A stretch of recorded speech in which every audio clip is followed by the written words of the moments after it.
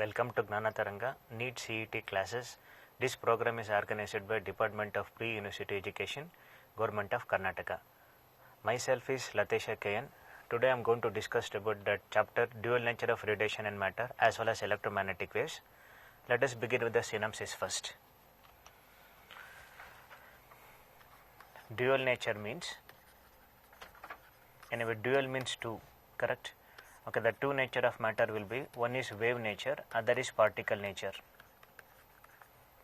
To explain the phenomenon like interference, diffraction and polarization, light can be considered as a wave. Whereas to explain the phenomenon like photoelectric effect, Compton effect and Raman effect, the light can be considered as a particle. Means we can explain this phenomenon only by considering light as a particle. Therefore, light is exhibiting both wave nature and particle nature is called dual nature of light or radiation. The first one is, that is types of electron emission. There are four different types of electron emission. The first one is thermionic emission. The second is photoelectric emission. Third one is field emission. Again, the last one is secondary emission. I am going to discuss about that photoelectric emission.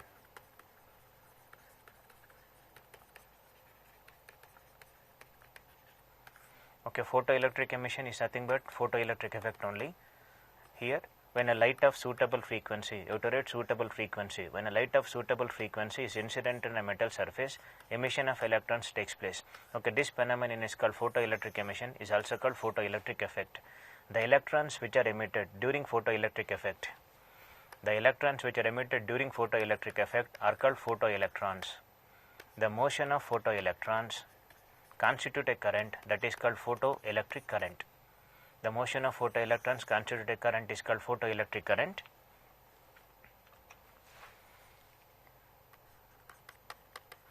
Now the next is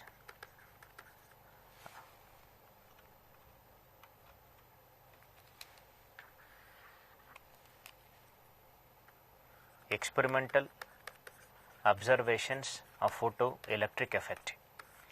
Actually, photoelectric effect is an instantaneous process. That means, as soon as the light is incident on the emitter plate, photoelectrons are emitted. The time gap between that incident radiation and emitted electron is about 10 to the power of minus 9 seconds. Therefore, the process is instantaneous. This is important. Photoelectric effect is an instantaneous process. The second one is effect of intensity on photoelectric current. Actually, when intensity increases, number of electrons emitted per second also increases. Therefore, there is an increase in photoelectric current. Again, for a fixed frequency is constant, potential difference is constant. If there is an increase in intensity, then number of electrons emitted per second increases. Therefore, photoelectric current also increases. Therefore, from this we can conclude that the value of photoelectric current is directly proportional to intensity. It's important. The value of photoelectric current is independent of frequency of incident radiation. It depends only on intensity, whereas it is independent of frequency of incident radiation. This is also important point. The next is effect of potential on photoelectric current. Actually, as frequency of incident radiation increases, the value of stopping potential also increases. Before going to that, first of all, let us discuss what is stopping potential. Stopping potential means, for a certain minimum negative potential applied to collector, for a certain minimum negative potential applied to collector where photoelectric current becomes zero is called stopping potential, denoted by V0 or Vs. It is also called retarding potential or cutoff voltage. Is it clear? The significance of stopping potential is to measure the maximum kinetic energy. The significance of stopping potential is to measure the maximum kinetic energy. Therefore, we can write E into V0 is equal to Ek maximum, that is equal to half into m into Vm square. Important equation. That means, when applied potential is equal to kinetic energy of photoelectrons, then no electrons will reach the collector plate. That means photoelectric current value will be equal to 0. Therefore, we can conclude that the significance of stopping potential is to measure the maximum kinetic energy of photoelectrons. Okay, now Actually, as frequency increases, stopping potential value also increases. Why stopping potential increases? Because if there is an increase in frequency, there is an increase in kinetic energy. If kinetic energy of electrons increases, again electrons reach the collector plate. Again electrons reach the collector plate means photoelectric current will be non-zero. In order to make photoelectric current zero, definitely you have to increase the retarding potential value. Hence we can conclude that as frequency increases, stopping potential value also increases. Again we can conclude that the value of stopping potential is more for that frequency, that is radiation having highest frequency. Therefore violet has more stopping potential value, whereas red has least stopping potential value. This point is also important. The value of stopping potential depends only on frequency. Again it is independent of intensity of incident radiation. Okay, next is Einstein photoelectric equation.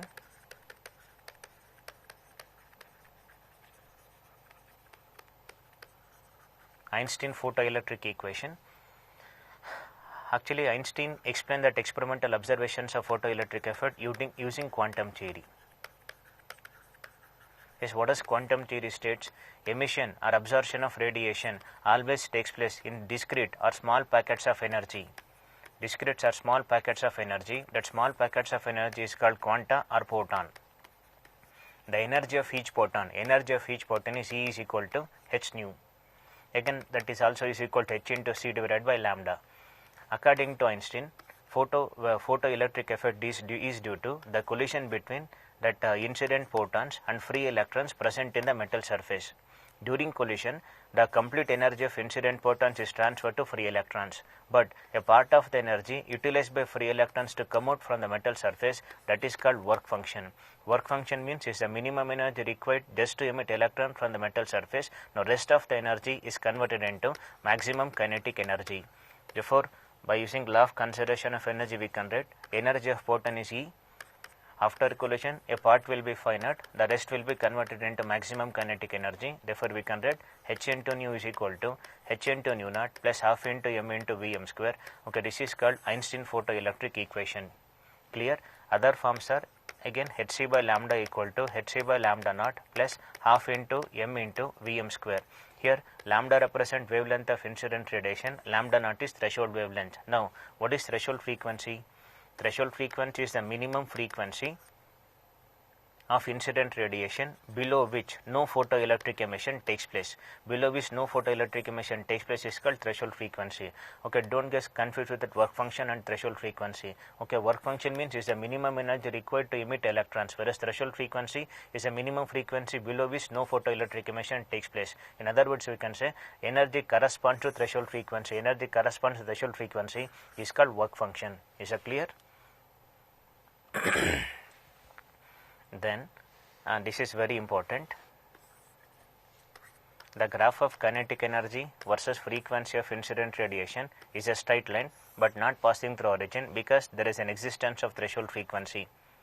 Okay, now in this graph, let us discuss what is the value of slope, what is the value of x-intercept and what is the value of y-intercept. Anyway, x-intercept will be threshold frequency. How about that y-intercept value? Now, you know that Einstein equation can also be written as Ek maximum is equal to h into nu minus of phi naught. I think you know that equation for a straight line y is equal to m into x plus c. Correct?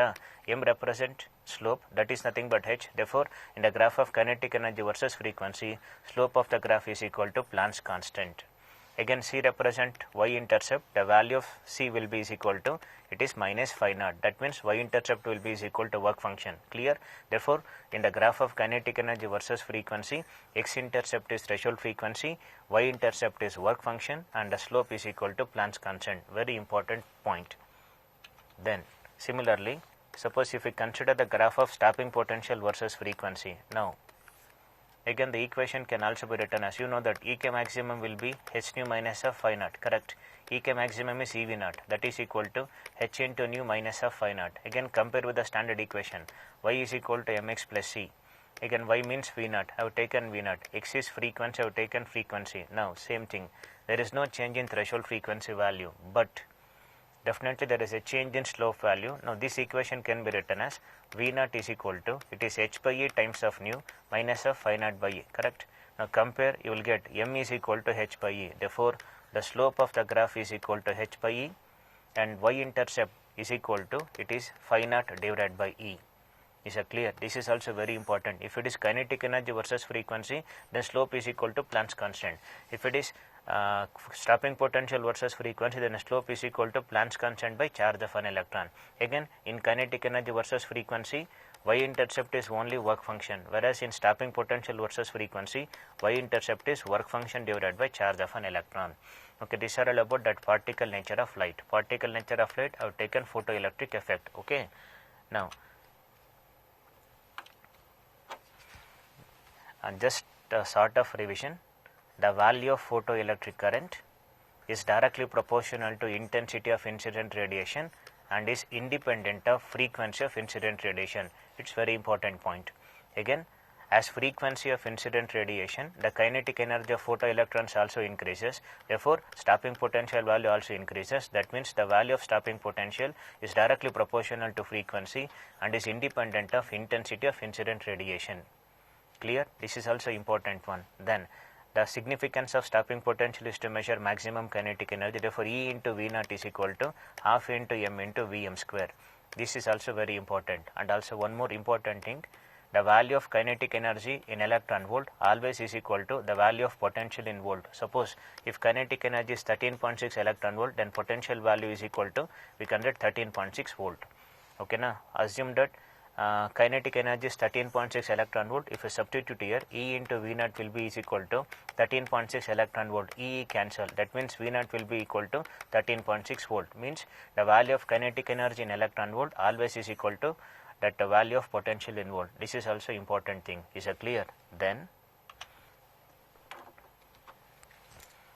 now let us discuss about wave nature of matter. I think so far you know that definitely light exhibit dual nature. In the same way, can matter exhibit dual nature? Definitely matter also exhibit dual nature according to de Broglie. Okay, de Broglie derived an equation that is called de Broglie wave equation. That equation is given by lambda equal to h by p, that is also is equal to s divided by mv. Important equation where p represent momentum of the particle, m represent mass of the particle, that is material particle, v means velocity of material particle. Anyway, matter means material particle, means like protons, neutrons and electrons, right? Therefore, the de Broglie wave equation is given by lambda equal to h by p, that is equal to h by mv. Now, other forms of de Broglie wave equation are, I think one standard form is lambda equal to h by p, that is equal to s divided by mv. Again, in terms of kinetic energy, lambda will be h by root of 2m ek. How to get this expression? You know the formula. Ek is equal to half into m into v square. Therefore, it is 2 times of Ek is equal to m into v square multiplied by m. Therefore, it is 2m Ek is equal to m square v square. Then mv will be is equal to root of 2m Ek. Substitute here, you will get an expression as lambda equal to h by root of 2m Ek. It's very important expression. This is the expression for de Broglie wavelength in terms of kinetic energy. Different forms of de Broglie wave equation. One is in terms of momentum, it is lambda equal to h by p. In terms of mass and velocity, it is lambda equal to h by mv. Other forms are lambda equal to h by root of 2m Ek. Where Ek represent kinetic energy of material particle. Lambda value will be inversely proportional to root of kinetic energy. Again, one more expression is there, that is in terms of potential difference. Whenever a charged particle q is accelerated for a potential difference v, then we can write q into v is equal to half into m into v square. Then it is q into v is equal to 2qv is equal to m into v square. Then it is 2mqv. 2mqv is equal to m square v square. Then we can write m into v is equal to root of 2mqv. Therefore, expression for lambda will be h by root of 2mqv is expression for de Broglie wavelength in terms of potential difference. Again, the value of de Broglie wavelength is inversely proportional to root of potential difference. Then, this is very important.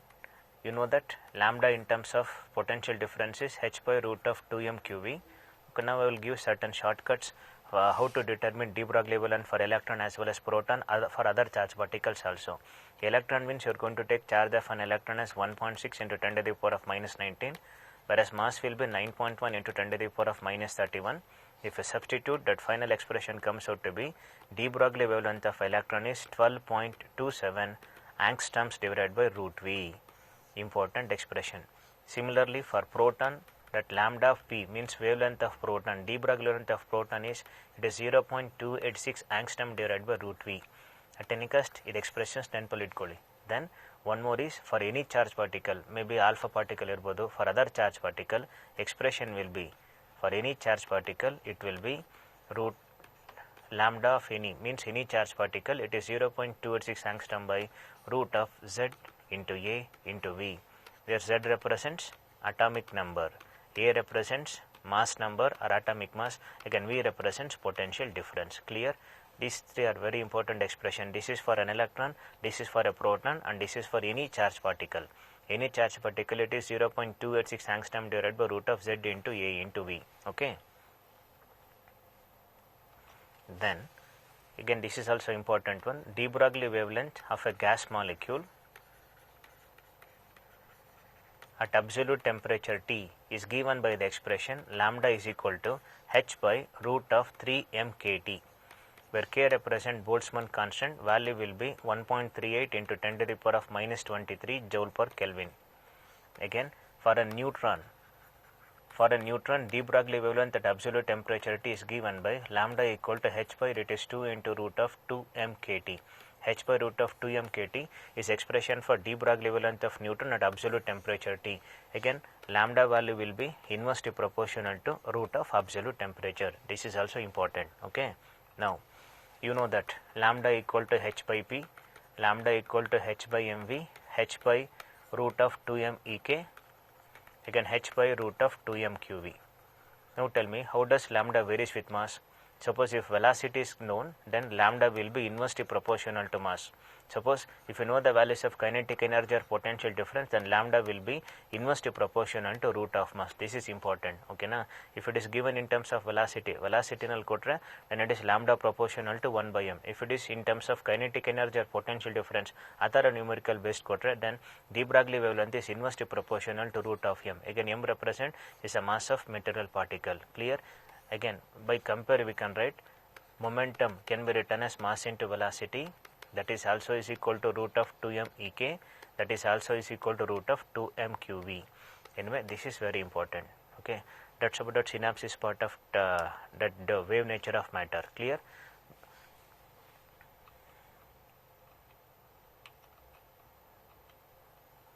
Now the questions related to dual nature. Anyway, the first question is radiations of energy falls normal in a perfectly reflecting surface, what will be the momentum transfer to the surface? Anyway, you know the expression that Einstein's mass energy relation E is equal to mc square, correct? Therefore E by c will be is equal to m into c. What is mass into velocity is nothing but momentum, therefore momentum will be is equal to E by c. Okay, now momentum is equal to E divided by c, because it is a perfectly reflecting surface, and also they mentioned that normal incidence. Correct? Therefore incident momentum is E by c, reflected will be minus E by c, therefore the change in momentum value will be equal to E by c minus of minus E by c, that is equal to 2 times of E by c. This is also very important. If for perfectly reflecting surface is given, then normal incidence is given, then momentum transferred will be equal to 2 times of E by c. Therefore the answer is second option. Therefore momentum transferred to the surface will be 2 times of E by c. Clear? Again ಇದು ನೆನಪಲ್ಲಿ ಇಟ್ಕೊಳ್ಳಿ, always for a perfectly reflecting surface momentum transferred variably it is 2 times of E by c. Okay, now this is important. You know that energy of a photon is E is equal to s nu, in terms of wavelength it is h into c divided by lambda. Now the value of hc will be 12,400 electron volt angstrom, because ತುಂಬ numericals electron ವೋಲ್ಟಲ್ಲಿ calculate ಮಾಡೋಕ್ಕೆ ಹೇಳ್ತಾರೆ. So that ನೀವು ಡೈರೆಕ್ಟಾಗಿ value ನೆನಪಲ್ಲಿ ಇಟ್ಕೊಳ್ಳಿ. The value of h c will be 12,400 electron volt angstrom. If you know this value, one ಸ್ಟೆಪಲ್ಲಿ answers ನಾವು ಬರೀಬೋದು. For example, in second problem, the work function of a substance is 4 electron volt. What is the longest wavelength of light that can cause photoelectron emission from this substance is approximately. Now, means you have to determine the value of lambda naught. Correct? Threshold value you have to determine. You know the formula. Work function phi naught equal to h into c divided by lambda naught. Therefore, lambda naught is equal to h into c divided by phi naught. Correct? I told value of hc will be 12,400 electron volt angstrom. What is the value of work function? Work function is 4 electron volt.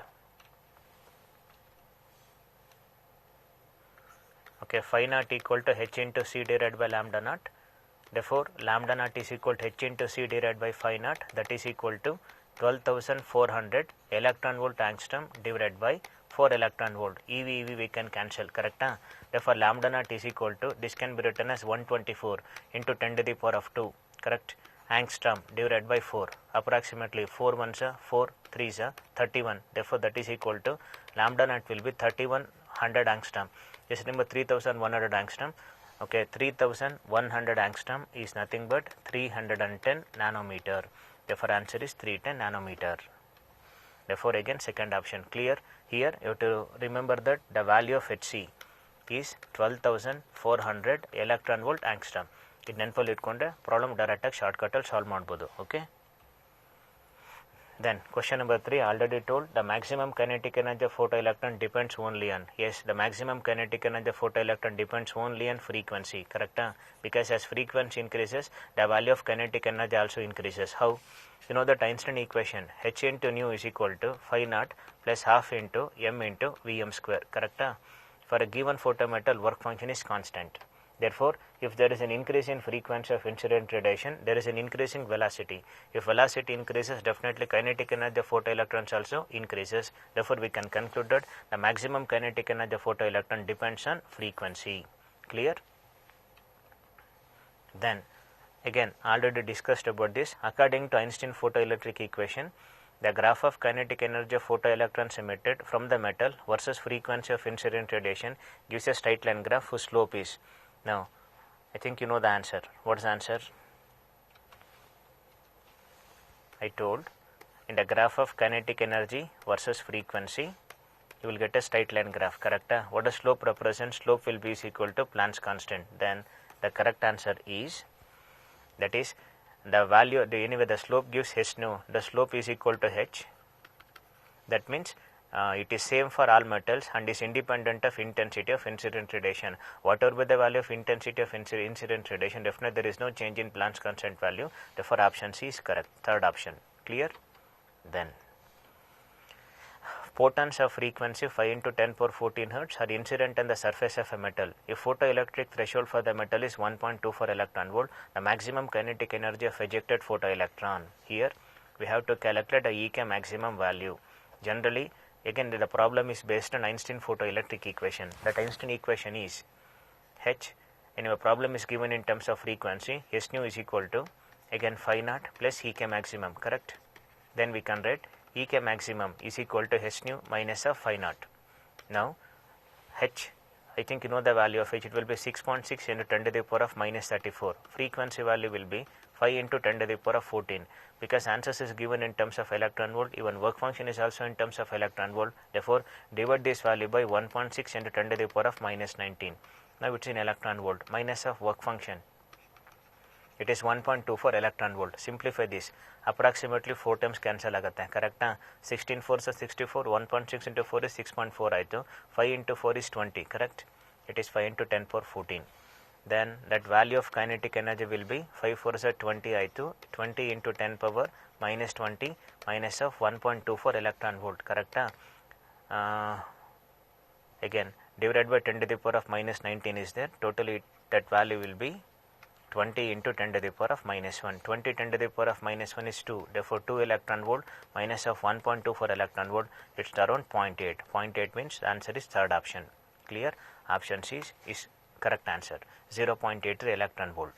Question number 5, third option. Then, the kinetic energy of electrons get repelled. Then the de Broglie wavelength associated changes by a factor. Already told. De Broglie wave equation in terms of kinetic energy is lambda equal to h by root of 2m Ek. Then how does lambda varies with Ek? Lambda is inversely proportional to root of Ek, correct? anyway ಅವ್ರು mention ಮಾಡಿದ್ದಾರೆ kinetic energy gets ಟ್ರಿಪಲ್ಡ್ ಅಂತ means kinetic energy increases by 3 times. If kinetic energy increases by 3 times then definitely lambda value decreases by root 3 times. Decreases by root 3 times ಅಂತಂದ್ರೆ answer will be 1 divided by root 3. Clear? That means because it's inversely no, therefore lambda value decreases by 1 by root 3 is the correct answer. Again, it is also based on de Broglie wave equation in terms of kinetic energy. Then 7th question. A proton and alpha particle have same kinetic energy. The de Broglie wavelengths are in the ratio. Again, you know the expression lambda equal to h by root of 2m(ek). They mentioned that they having same kinetic energy in the h is constant, 2 is also constant. And how does lambda varies with m? Lambda will be inversely proportional to root m. Correct? Now, so to find the ratio of proton to alpha particle, therefore I am going to take wavelength of proton divided by wavelength of alpha particle, that is equal to root of, this is mass of alpha divided by mass of proton. Correct? Because it's inversely no, inversely proportional, therefore lambda p by lambda of alpha is equal to m alpha by mp. Alpha particle means 2He4. Mass ಹೆಂಗೆ calculate ಮಾಡ್ತೀರಾ? Generally mass of any nucleus will be equal to mass number into mass of a proton. Therefore mass of alpha can be written as 4 times of mp. Again divided by mp. mp cancel ಆಗುತ್ತೆ. Final answer ಬಂದು root of 4 is nothing but 2:1. Therefore answer is 2:1. This is clear. Again, anyway, I will explain once again.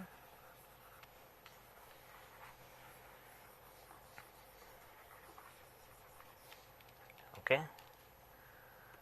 In general, mass of any nucleus will be equal to A times of mp and charge of any nucleus will be equal to Z times of qp. Here A represent atomic mass or mass number, again mp represent mass of a proton, Z represent atomic number, again qp represent charge of a proton. Always mass is equal to mass number into mass of a proton. Q will be is equal to charge is equal to atomic number into charge of a proton. Now, in this case, you determine the ratio of de Broglie wavelength of proton to alpha particle. Correct? From this we can write lambda will be inversely proportional to root m. Right? Then lambda p by lambda alpha is equal to, it is root of m alpha divided by mp. I told that alpha particle means 2He4. Then mass number is 4 no, therefore we can write mass of alpha is equal to 4 times of mp divided by mp. mp cancel ಆಗುತ್ತೆ. Final answer ಬಂದು it is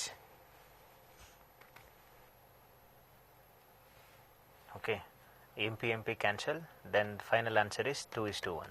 Therefore option C is correct. Question number 8.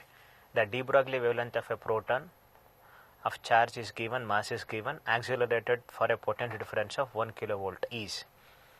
Already told the shortcut for this. We know that wavelength of proton, it is 0.286 angstroms divided by root 3. Correct? That is equal to, anyway potential difference is given, potential difference is 1 kilovolt means it is 1000 volt.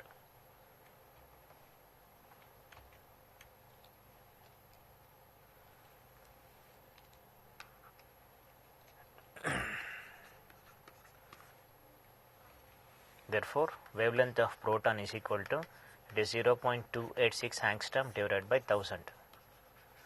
Again, root of 1000 is approximately 31, right? Now, slight changes, it is 28.6 into 10 to the power of minus 12. ಹೀಗೆ ಬರಿಬೋದಾ? angstrom ಅಂದರೆ -10, 2 decimal shift ಮಾಡಿಕೊಂಡ್ರೆ -12 ಆಗುತ್ತೆ, divided by 31. Anyway, 28 by 31 means it's around 0.9. Therefore, it is 0.9 into 10 to the power of minus 12 meter. Clear? Therefore, the correct answer is option B. Correct? 0.9 into 10 to the power of minus 12. Important ನೆನಪಲ್ಲಿಟ್ಕೊಳ್ಳಿ. Wavelength of proton is 0.286 angstrom by root 3. Potential difference is 1 kilowatt means 1000 volt. Anyway, root of 1000 is around 31. 28 by 31 means around 0.9. Therefore, answer is 0.9 into 10 to the power of minus 12. Then, question number 9. Radiation of two photons, radiation 2 streams of photon 3 times and 5 times of work function are incident successively on the metal surface. The ratio of the momentum of photoelectrons ejected in the two cases will be. Anyway, the given data is energy will be 3 times of work function and the second one will be 5 times of work function. Now, we have to find what will be the ratio of momentum of ejected photoelectrons, means P1 by P2 calculate ಮಾಡಬೇಕು. correct? Let us find kinetic energy first. You know that Einstein equation, Ek will be is equal to E minus of phi naught, correct? Now Ek1 is equal to energy 1 is 3 phi naught minus of phi naught, therefore Ek1 is equal to 2 times of phi naught, correct? Similarly Ek2 is equal to, again energy is 5 times of phi naught minus of phi naught, that is equal to 4 times of phi naught. Now you know the value of Ek1 and Ek2. Then how does momentum and kinetic energy related? Already discussed, momentum will be equal to root of 2 into m into E.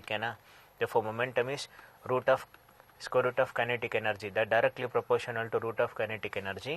Therefore momentum 1 divided by momentum 2 is equal to root of Ek1 divided by Ek2, correct? Now substitute. Ek1 is 2 times of phi naught, Ek2 is 4 times of phi naught cancel. Final answer is, it is 1 divided by 2, that is nothing but 1 is to root 2. 1 is to root 2 is correct answer. Therefore option B. Clear? This is also based on Einstein photoelectric equation only. Then next question. Number of photons of wavelength 540 nanometer emitted per second by an electric bulb of power 100 watt is. Now listen to me. Energy of one photon, because problem is given in terms of lambda, no, E is equal to h into c by lambda. Power can convert ಮಾಡ್ತೀರಾ, divided by time on both the sides. Energy by time is equal to h into c divided by lambda into t. What is energy by time? Power, correct? Therefore power is equal to h into c by lambda into t. This is energy of one photon aito. For two photons it will be 2 hc by lambda. In general for n photons it is n into h into c by lambda. Here also n into c by lambda t. Therefore finally power is equal to n into h into c divided by lambda into t. This expression use ಮಾಡೋಣ, correct? Therefore power is equal to n into h into c divided by lambda into t. ನಾವೇನು calculate ಮಾಡಬೇಕು? to determine how many photons are emitted per second, correct? That means to determine the value of n by t. Number of photons per second, n by t is equal to cross multiply p into lambda by h into c, correct? Power ಕೊಟ್ಟಿದ್ದಾರೆ, ಎಷ್ಟಿದೆ value? 100 watt. Then lambda is 540 nanometer, means it is 540 into 10 to the power of minus 9, and also h is 6 into 10 to the power of minus 34, correct? Speed of light ಗೊತ್ತಿದೆ ನಿಮಗೆ, 3 into 10 to the power of 8. Simple calculation, 6 ones are 690 times cancel ಆಗುತ್ತೆ. 6 into 9 54, therefore 90 into 6 is 540 ಆಯಿತು. Again 3 ones are 330 times cancel ಆಗುತ್ತೆ. Thus powers ನೋಡ್ತಾ ಹೋಗಿ, therefore n by t is equal to, it is 30 ಹಾಗೆ return ಮಾಡೋಣ, into 100 is nothing but 10 power 2 ನ plus 8 ಮೇಲೆ ಬಂದರೆ minus 8 ಆಯಿತಾ. So that minus 34 plus 8 will be minus 26. minus 26 shift ಆದರೆ plus 26 ಆಗುತ್ತೆ. ಪವರ್ಸ್ ಏನಾಗುತ್ತೆ ಈಗ? it is 10 power 2 is there. Numerator 10 to the power of minus 7. Denominator it becomes shift ಆದರೆ it is 10 to the power of 26 ಆಯಿತು. That is equal to 30 into 10 to the power of 19 ಬಂತು. Answers ಹೇಗಿದೆ? Yes, 30 into 10 to the power of 19 can be written as 3 into 10 to the power of 20. Therefore number of photons will be 3 into 10 to the power of 20, means third option. Important formula ನೆನಪಲ್ಲಿ ಇಟ್ಕೊಳ್ಳಿ, power is equal to n into h into c divided by lambda into t. Then when green light is incident on the surface of a metal, it emits photoelectrons, but there is no such emission with yellow color of light.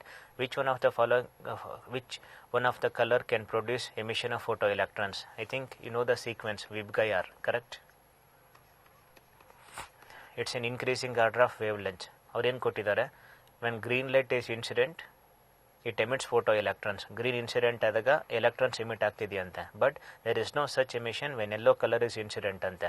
I told what is meant by threshold. I told about threshold frequency. Now what is threshold wavelength actually? Threshold wavelength ಅಂದ್ರೆ is the maximum wavelength above which no photoelectric emission takes place. ಕರೆಕ್ಟಾ? ಅವ್ರು ಕೊಟ್ಟಿದ್ದಾರೆ ಗ್ರೀನ್ಗೆ emit ಆಗ್ತಿದೆ but ಎಲ್ಲೋಗೆ emit ಆಗಿಲ್ಲ ಅಂತಂದರೆ it's impossible from orange as well as red, ಕರೆಕ್ಟಾ? ಇನ್ possibility ಇರೋದು may be violet ಇಲ್ಲ ಇಂಡಿಗೋ ಇಲ್ಲ ಬ್ಲೂ. ದೇರ್ಫೋರ್ ಕರೆಕ್ಟ್ ಆನ್ಸರ್ ಯಾವುದಾಗುತ್ತೆ ಅಲ್ಲಿ ಕೊಟ್ಟಿರೋ ಆಪ್ಷನ್ಸಲ್ಲಿ ಇಂಡಿಗೋ ಮಾತ್ರ. ಕ್ಲಿಯರ್ನಾ? ಬಿಕಾಸ್ ಗ್ರೀನ್ಗೆ ಎಮಿಟ್ ಆಗ್ತಿದೆ, ಎಲ್ಲೋಗೆ ಎಮಿಟ್ ಆಗ್ತಿಲ್ಲ, ಅಂದರೆ ಆರೆಂಜ್ ರೆಡ್ಗಂತೂ ಎಮಿಟ್ ಆಗಲ್ಲ. ಸೊ ದಟ್ ಇಟ್ ಪಾಸಿಬಿಲಿಟಿ ಇರೋದು ವೈಲೆಟ್ ಇಂಡಿಗೋ ಇಲ್ಲ ಅಂದರೆ ಬ್ಲೂ. ಕರೆಕ್ಟ್ ಆನ್ಸರ್ ಬಂದು indigo. Therefore option C. Sequence ನೆನಪಲ್ಲಿ ಇಟ್ಕೊಳ್ಳಿ, VIBGYOR sequence. It's in increasing order of wavelength. Then question number 12. It is a passage based question. Generally ಈ ಟೈಪಲ್ಲಿ ಕೂಡ ಇರುತ್ತೆ. Read the following passage and answer the following questions. Photons of energy 5 and 10 are made to incident one after the other on a photosensitive material of work function 1 electron volt. The first one is you have to determine threshold frequency. Correct? Now, first question, you have to determine the value of phi nu naught. Work function kottidare. Value of work function is 1 electron volt. Now, you know the expression phi naught equal to h into nu naught, which implies nu naught can be written as phi naught divided by h. Correct? Now, better direct cancel ಮಾಡಬೇಕು ಅಂದ್ರೆ ಏನು ಮಾಡಿ ಗೊತ್ತಾ, ಇದನ್ನ multiply and divide by c ಮಾಡ್ಕೊಳ್ಳಿ. So that you know the value of hc. I told in the beginning, anyway phi naught value will be 1 electron volt ಆಯಿತು, speed of light 3 into 10 to the power of 8 ಆಯಿತು, divided hc value it is 12,400 electron volt angstrom ಅಂದರೆ 10 to the power of -10. ಕರೆಕ್ಟಾ? ಇಲ್ಲಿ EV ಡೈರೆಕ್ಟಾಗಿ cancel ಮಾಡ್ಬೋದು. Then remaining calculation 3 into 10 power 8 ಹಾಗೆ ಇರಲಿ. ಇದನ್ನು ಶಿಫ್ಟ್ ಮಾಡ್ಕೊಂಡು ಬರೀತೀನಿ 124 ಅಂತ. 124 ಅಂತ ಬರ್ಕೊಂಡಾಗ 10 to the power of -8 ಆಗುತ್ತೆ. ಹೇಗೇನು ಗೊತ್ತಾಯ್ತಲ್ಲ, 124 100 ಅಂತಿದೆ, 124 into 10 power 2, 10 power plus 2 -10 become -8 ಆಯಿತು. 3 1s are 340s approximate answer. ಕರೆಕ್ಟಾ? ಯು ನೋ ದಟ್ 1/4 ಅಂದರೆ 0.2, 1/4 is 0.2, then 1/40 will be, it will be 0.025. Correct? 1/4 is 0.25, therefore 1/40 will be 0.025 into 10 to the power of 16 ಆಯಿತು. That is equal to 2.5 into 10 to the power of 14 hertz ಬಂತು. ಇದಕ್ಕೆ nearest answer ಏನಿದೆ ನಮಗೆ 2.42 into 10 power 14 ಇದೆ. therefore first option correct. Okay, ನೀವು ಈ ಥರ changes ಮಾಡಿಕೊಂಡು ಸ್ವಲ್ಪ ಈಸಿಯಾಗಿ ಕ್ಯಾಲ್ಕುಲೇಟ್ ಮಾಡ್ಬೋದು. ಹೆಚ್ಚಿನ ಎಲೆಕ್ಟ್ರಾನ್ ವೋಲ್ಟಲ್ಲಿ ಬರೋದು ಬಿಟ್ರೆ ಈಸಿಯಾಗಿ ಕ್ಯಾನ್ಸಲ್ ಆಗುತ್ತೆ. ಸೊ ದಟ್ ಆನ್ಸರ್ಸ್ ಕೂಡ ಡೈರೆಕ್ಟಾಗಿ ಸಿಗುತ್ತೆ, ನೀವು ಆರಾಮಾಗಿ ವರ್ಕೌಟ್ ಮಾಡಿ ಬರಿಬೋದು. Then second question, the ratio of respective maximum velocity of emitted photo electrons in 2 cases. ಆಯಿತಾ? ಈಗ ಏನು ಮಾಡೋಣ, direct equation ಬರ್ಕೋತೀನಿ.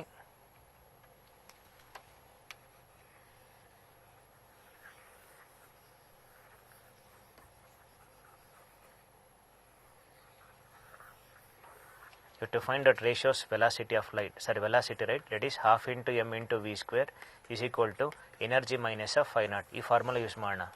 One step answer. Now first part is half into m into v1 square is equal to energy. First case ಅಲ್ಲಿ 5 electron volt ಇದೆ, work function 1 ಇದೆ, therefore it is 5 electron volt minus of 1 electron volt. correct? Therefore it is half into m into v1 square is equal to 4 electron volt ಆಯಿತು. Similarly, second case ಗೆ ಬರೋಣ. Again it is half into m into v2 square is equal to energy is 10 electron volt. Therefore it is 10 electron volt minus of 1 electron volt, that is equal to 9 electron volt. Again half into m into v2 square is equal to 9 electron volt. Now take the ratio half into m into v1 square divided by half into m into v2 square, that is equal to 4 electron volt divided by 9 electron volt. EV cancel ಆಗುತ್ತೆ, 1/10 1/10 ಕೂಡ cancel ಆಗುತ್ತೆ, which implies root ತಗೊಂಡ್ರೆ v1 by v2 is equal to root of 4 2 root of 9 ಬಂದು 3. therefore answer is 2:3. okay, 2:3 ಅಂತಂದರೆ second option. ಇದಕ್ಕಿಲ್ಲೇ solution ಹೇಳ್ತೀನಿ. ಇಲ್ಲಿ ನೋಡಿ, ಇದು ತುಂಬ simple. Ratio of the respective de Broglie wavelength of emitted photo electrons in 2 cases ಅಂತ ಹೇಳ್ತಾರೆ. ಕರೆಕ್ಟಾ? You know the expression lambda equal to h divided by m into v. Then how does lambda varies with v? Because you know the ratio of velocity, right? It is inversely proportional to velocity. Then what is lambda 1 by lambda 2? It is equal to v2 by v1. ಕರೆಕ್ಟಾ? v1 by v2 ಗೊತ್ತಿದೆ ನಿಮಗೆ 2:3 ಅಂದರೆ v2 by v1 ಏನಾಗುತ್ತೆ? It is 3 divided by 2, nothing but 3:2. ತುಂಬ simple. Lambda equal is de Broglie wave equation ತೊಗೊಂಡು solve ಮಾಡೋದು. ನಾವು next one, the de Broglie wavelength of an electron in ground state of hydrogen atom is radius of first orbit is given. Actually one expression is there, that is Bohr's quantum condition. Maybe ಆಟಮ್ಸಲ್ಲಿ ಗೊತ್ತಿರುತ್ತೆ ನಿಮಗೆ. It is m into v into r is equal to n into h divided by 2 pi. Rearrange ಮಾಡಿ ಬರೆದ್ರೆ it is 2 into pi into r is equal to n times of h by mv. correct? What is h by mv? Lambda. therefore it is 2 pi r is equal to n times of lambda. ನಮಗೆ lambda ತಾನೇ ಬೇಕು. therefore lambda is equal to, it is 2 into pi into r divided by n. ನಾವು substitute ಮಾಡಿ ವ್ಯಾಲ್ಯೂಸ್ನ 2 into ಕರೆಕ್ಟಾ 3.14 ಆಯಿತು. Radius ಕೊಟ್ಟಿದ್ದಾರೆ, ground settle ಅಂತ ಹೇಳ್ತಾರೆ. It means it is 0.53 into 10 to the power of -10 ಆಯಿತು. Ground set means n equal to 1 ಆಯಿತು. ನಾವು 3.14 Okay, anyway 0.5 into 2 is nothing but 1 ಆಯ್ತಾ, approximately 1 into 3.14 is 3.14. okay, nearest answers ಬಂದು ನಿಮಗೆ it will be 3.33 ಬರುತ್ತೆ. okay, anyway lambda will be 2 into pi into r divided by n, correcta, that is equal to 2 into pi is 3.14, radius ಬಂದು 0.53, actually angstrom ಅದು 0.53 into 10 to the power of minus 10 divided by first orbit is nothing but it is equal to 1 ಆಯಿತು. So that 0.53 into 2 ಅಂತಂದರೆ approximately 1 ಬರುತ್ತೆ. 1 into 3.14 ಅಂದರೆ 3.14 ಆಯಿತು. For answer ಬಂದು 3.14 angstrom, nearest answer ಬಂದು 3.33 angstrom. Actually it's angstrom. Radius of first orbit is 0.53 angstrom. Now, if an electron and proton have same de Broglie wavelength, then kinetic energy of electron is. Now, electron and proton have same de Broglie wavelength. ಹಿಂಗೆ tackle ಮಾಡೋದಿದು. Anyway kinetic energy same ಅಂತ ಕೊಟ್ಟಿದ್ದಾರೆ, ಸರಿನಾ? Kinetic energy same ಕೊಟ್ಟಿದ್ರೆ know the formula lambda equal to h by root of 2m ಈಕೆನಾ? Kinetic energy same ಅಂತ ಕೊಟ್ಟಾಗ then how does lambda varies with m? It is inversely proportional to root m, correct? If electron and proton have same de Broglie wavelength, sorry, lambda is same, not kinetic energy. Okay, they have same lambda antandre. Now lambda equal to h by root of 2m ek. H is constant, lambda is constant, and how does ek varies with m? Kinetic energy is inversely proportional to m. ಇಲ್ಲೊಂದು ತಪ್ಪು ಮಾಡ್ತೀವಿ ನಾವು. ಇನ್ನು general formula ಗೊತ್ತಿರುತ್ತೆ, kinetic energy half m v square ಅಂತ ತೊಗೊಂಡು ಈ case directly proportional ಟೆಮ್ ಅಂತ ಬರೀತೀವಿ. ಹಂಗೆ ತೊಗೊಳಕ್ಕಾಗಲ್ಲ, ಅದು ವೆಲಾಸಿಟಿನಲ್ಲಿ ಕೊಟ್ಟರೆ ಬರೀಬೋದು. ಬಟ್ ಅವ್ರು ಕೇಳ್ತಿರೋದು ಲ್ಯಾಂಬ್ಡಾ ಸೇಮ್ ಅಂತ ಕೊಟ್ಟಿದ್ದಾರೆ. That means E K is proportional to 1/m. ಈ ಫಾರ್ಮುಲಾ ತೊಗೊಂಡು ಸಾಲ್ವ್ ಮಾಡಬೇಕು. ನಿಮ್ಗೆ ರೇಷಿಯೋ ಆಫ್ ಏನು ಬೇಕು? ಕೈನೆಟಿಕ್ ಎನರ್ಜಿ ಆಫ್ ಎಲೆಕ್ಟ್ರಾನ್ ಕೇಳ್ತಿದಾರಲ್ವಾ. Therefore kinetic energy of electron to the kinetic energy of proton, that is equal to mass of proton by mass of electron ಆಯಿತು. Important point ಇದು, ನೆನಪಲ್ಲಿ ಇಟ್ಕೊಳ್ಳಿ. Proton mass will be approximately 1836 times more when compared to mass of electron. Substitute ಮಾಡಿದ್ರೆ it will be 1836 times of mass of electron divided by mass of electron. Cancel ಆಗುತ್ತೆ. Final answer kinetic energy of electron will be 1836 times more when compared to kinetic energy of proton. Andre expected answer ಏನು? It is more than that of proton. Therefore option 1 correct. ಅರ್ಥ ಆಗ್ತಿದೆ? That is kinetic energy is of electron is more when compared to that proton. Then normally ಈ ಥರ questions generally ಇದ್ದೇ ಇರುತ್ತೆ. What is a de Broglie wavelength of an electron accelerated for a potential of 100 volt. Already ನಿಮ್ಗೆ ಒಂದು shortcut formula ಹೇಳಿದ್ದೀನಿ. Wavelength of electron calculate ಮಾಡಬೇಕು ಅಂತಂದರೆ direct expression 12.27 angstrom divided by root v, ಕರೆಕ್ಟಾ? ವಿನ 100 ಕೊಟ್ಟಿದ್ದಾರೆ. ಎಷ್ಟು ರೂಟ್ ಆಫ್ 100? 10. ಓಕೆ, 12/10 ಅಂತಂದರೆ it is 12.27 angstrom divided by 10, ಕರೆಕ್ಟಾ? That is equal to 1.227 angstroms. Correct answer ಇದು ಬಿ. ದೇರ್ಫೋರ್ ಇದು ಆಂಗ್ಸ್ಟ್ರಾಮ್ಸ್ ಬರುತ್ತೆ. 1.227 ಆಪ್ಷನ್ ಬಿ.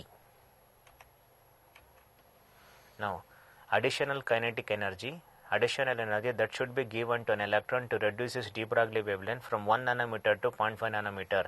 ಆಯಿತಾ? ಜನರಲಿ ಈ ಸ್ವಲ್ಪ ತಪ್ಪು ಮಾಡ್ತೀವಿ. ಹೇಗೆ ನೋಡಿ, lambda is inversely proportional to root of kinetic energy. Okay, ನಮ್ಗೆ ಗಿವನ್ ಡೇಟಲ್ಲಿ ಏನು ಕೊಟ್ಟಿದ್ದಾರೆ? ಲ್ಯಾಂಬ್ಡಾ ಚೇಂಜಸ್ ಫ್ರಮ್ 1 to 0.5 ಕೊಟ್ಟಿದ್ದಾರೆ. That means lambda decreases by 2 times. If lambda decreases by 2 times ಅಂದರೆ kinetic energy increases by 4 times ಅಂತ ಬರ್ಕೊಂಡು ನಾವು 4 times of kinetic energy ಅಂತ ಬರಿತೀವಿ. That's wrong. ದ ಕ್ವಶನ್ ಏನು ಕೇಳಿದ್ದಾರೆ? What is additional energy given ಅಂತ ಕೇಳ್ತಾರೆ. ಸೊ ದಟ್ ಅಡಿಷನಲ್ ಎನರ್ಜಿ ಏನಾಗುತ್ತೆ? Anyway kinetic energy increases by 4 times ಆಯಿತಾ? Assume that when wavelength is 1 nanometre kinetic energy is equal to E K. Wavelength next 0.5 ಕೊಟ್ಟಿದ್ದಾರೆ. That means 0.5 nanometre kinetic energy will be 4 times of EK. What is additional kinetic energy given? That is 4 EK minus EK. That will be 3 times of EK. Mathil tap madbedi. It will be 3 times of kinetic energy, not 4 times, because kinetic energy value is 4 times. Additional energy will be 3 times of EK. No. Therefore, answer bandu option B. It is 3 times of initial kinetic energy. Question number 16, second option. Okay. ಸ್ವಲ್ಪ higher ಲೆವೆಲಲ್ಲಿ generally ಕೇಳ್ತಾರೆ. When a certain metallic surface is illuminated with monochromatic light of wavelength lambda, the stopping potential for photoelectric current is 3 V0. When the same surface is illuminated with light of wavelength 2 lambda, stopping potential is V0. What is the threshold wavelength for the surface ಅಂತ ಕೇಳ್ತಾರೆ. Okay, ನಾವು ಇಲ್ಲ list ಮಾಡ್ಕೋತಾ ಹೋಗ್ತೀನಿ. when wavelength is lambda, stopping potential kottidare, it will be 3 volt, or we can write 3 V naught is nothing but 3 volt. If potential is 3 volt andre, which implies kinetic energy will be 3 electron volt. Next, wavelength is changes to 2 lambda and kottidare, stopping potential is V naught, means we can take it as 1 volt. That means kinetic energy is equal to 1 electron volt ಆಯಿತು. ನಾವೇನು calculate ಮಾಡಬೇಕೀಗ, lambda ನಾಟ್ನ calculate ಮಾಡಬೇಕು. ಹೌದಾ? ಹೇಗೆ ಮಾಡ್ತೀರಾ? Again, you have to use Einstein equation. Problem is given in terms of lambda kottidare ಮತ್ತು kinetic energy kottidare. Therefore, ಈಗ ಬರ್ಕೋಣ, h into c by lambda equal to h into c by lambda naught. Because ನಾವು lambda naught ನ calculate ಮಾಡಬೇಕು, plus kinetic energy. First equation, in first case, lambda is lambda only. Therefore, h into c by lambda is equal to hc by lambda naught plus, in first case, kinetic energy is 3 electron volt, therefore plus 3 electron volt, equation 1. Second case, hc by, now lambda is 2 lambda, no, therefore h into c by 2 lambda equal to hc by lambda naught, because for a given photometal work function is constant ಅಂತಂದ್ರೆ hc by lambda naught change ಆಗಲ್ಲ. ನಾವು kinetic energy is 1 electron volt, equation 2. ಹೇಗೆ solve ಮಾಡೋದು ಇದು? ನೀವೇನಾದ್ರು ಸೈಮಲ್ಟೇನ್ equation ತೊಗೊಂಡು solve ಮಾಡೋದು ಈ ಟರ್ಮೇ ಕ್ಯಾನ್ಸಲ್ ಆಗಿಬಿಡುತ್ತೆ. ಬಟ್ ನಿಮ್ಗೆ ಆನ್ಸರ್ ಲ್ಯಾಂಬ್ಡಾ ನಾಟ್ ಬೇಕು. ಅದಕ್ಕೆ ಏನು ಮಾಡಿ, ಅನ್ವಾಂಟೆಡ್ನ ಎಲಿಮಿನೇಟ್ ಮಾಡೋಕ್ಕೆ ಟ್ರೈ ಮಾಡಿ. ಸೊ ದಟ್ ಈ ಟರ್ಮ್ ನಂಗೆ ಕೈನೆಟಿಕ್ ಎನರ್ಜಿ ವ್ಯಾಲ್ಯೂ ಬೇಕಾಗಿಲ್ಲ. ಅದಕ್ಕೆ ಏನು ಮಾಡೋಣ, ಇದನ್ನು ಇಂಟು 3 ಮಾಡ್ಕೋತೀನಿ. ಇಂಟು 3 ಮಾಡಿ ಬರೆದ್ರೆ it is 3 hc by 2 lambda ಆಯಿತಾ, that is equal to 3 hc by lambda naught ಆಯಿತಾ. Again plus 3 electron volt. ಈಗ ಸಬ್ಟ್ರಾಕ್ಟ್ ಮಾಡ್ಬೋದು. ಇದನ್ನು ಈಕ್ವೇಷನ್ 3 ಅಂತ ಬರ್ಕೋತೀನಿ. 3 - 1 ಮಾಡಿ, 1 ಸ್ಟೆಪ್ ಆನ್ಸರ್ ಸಿಗುತ್ತೆ. Equation 3 - equation 1. ಇಲ್ಲಿ 3 hc by 2 lambda ಇದೆ ಲೆಫ್ಟ್ ಹ್ಯಾಂಡ್ ಸೈಡಲ್ಲಿ, ಅಲ್ಲಿ ಮೈನಸ್ hc by lambda ಇದೆ, ಕರೆಕ್ಟಾ? ರೈಟ್ ಹ್ಯಾಂಡ್ ಸೈಡಲ್ಲಿ, so that 3 hc by lambda naught ಇದೆ. ಇಲ್ಲಿ ಇಲ್ಲೇನಾಗುತ್ತೆ, 3 electron volt 3 electron volt cancel ಆಗುತ್ತೆ, minus of hc by lambda naught ಆಯಿತು. ನಾವು LHS ಅಲ್ಲಿ ಏನು ಕಾಮನ್ ಇದೆ, hc by lambda ಕಾಮನ್ ಇದೆಯಾ, ಮಿಕ್ಕಿದ್ದು 3/2 - 1. ರೈಟ್ ಹ್ಯಾಂಡ್ ಸೈಡಲ್ಲಿ hc by lambda not common ಇದೆ. again 3 - 1 is nothing but 2 ಆಯಿತು. hc ಕೂಡ ಕ್ಯಾನ್ಸಲ್ ಆಯಿತಾ.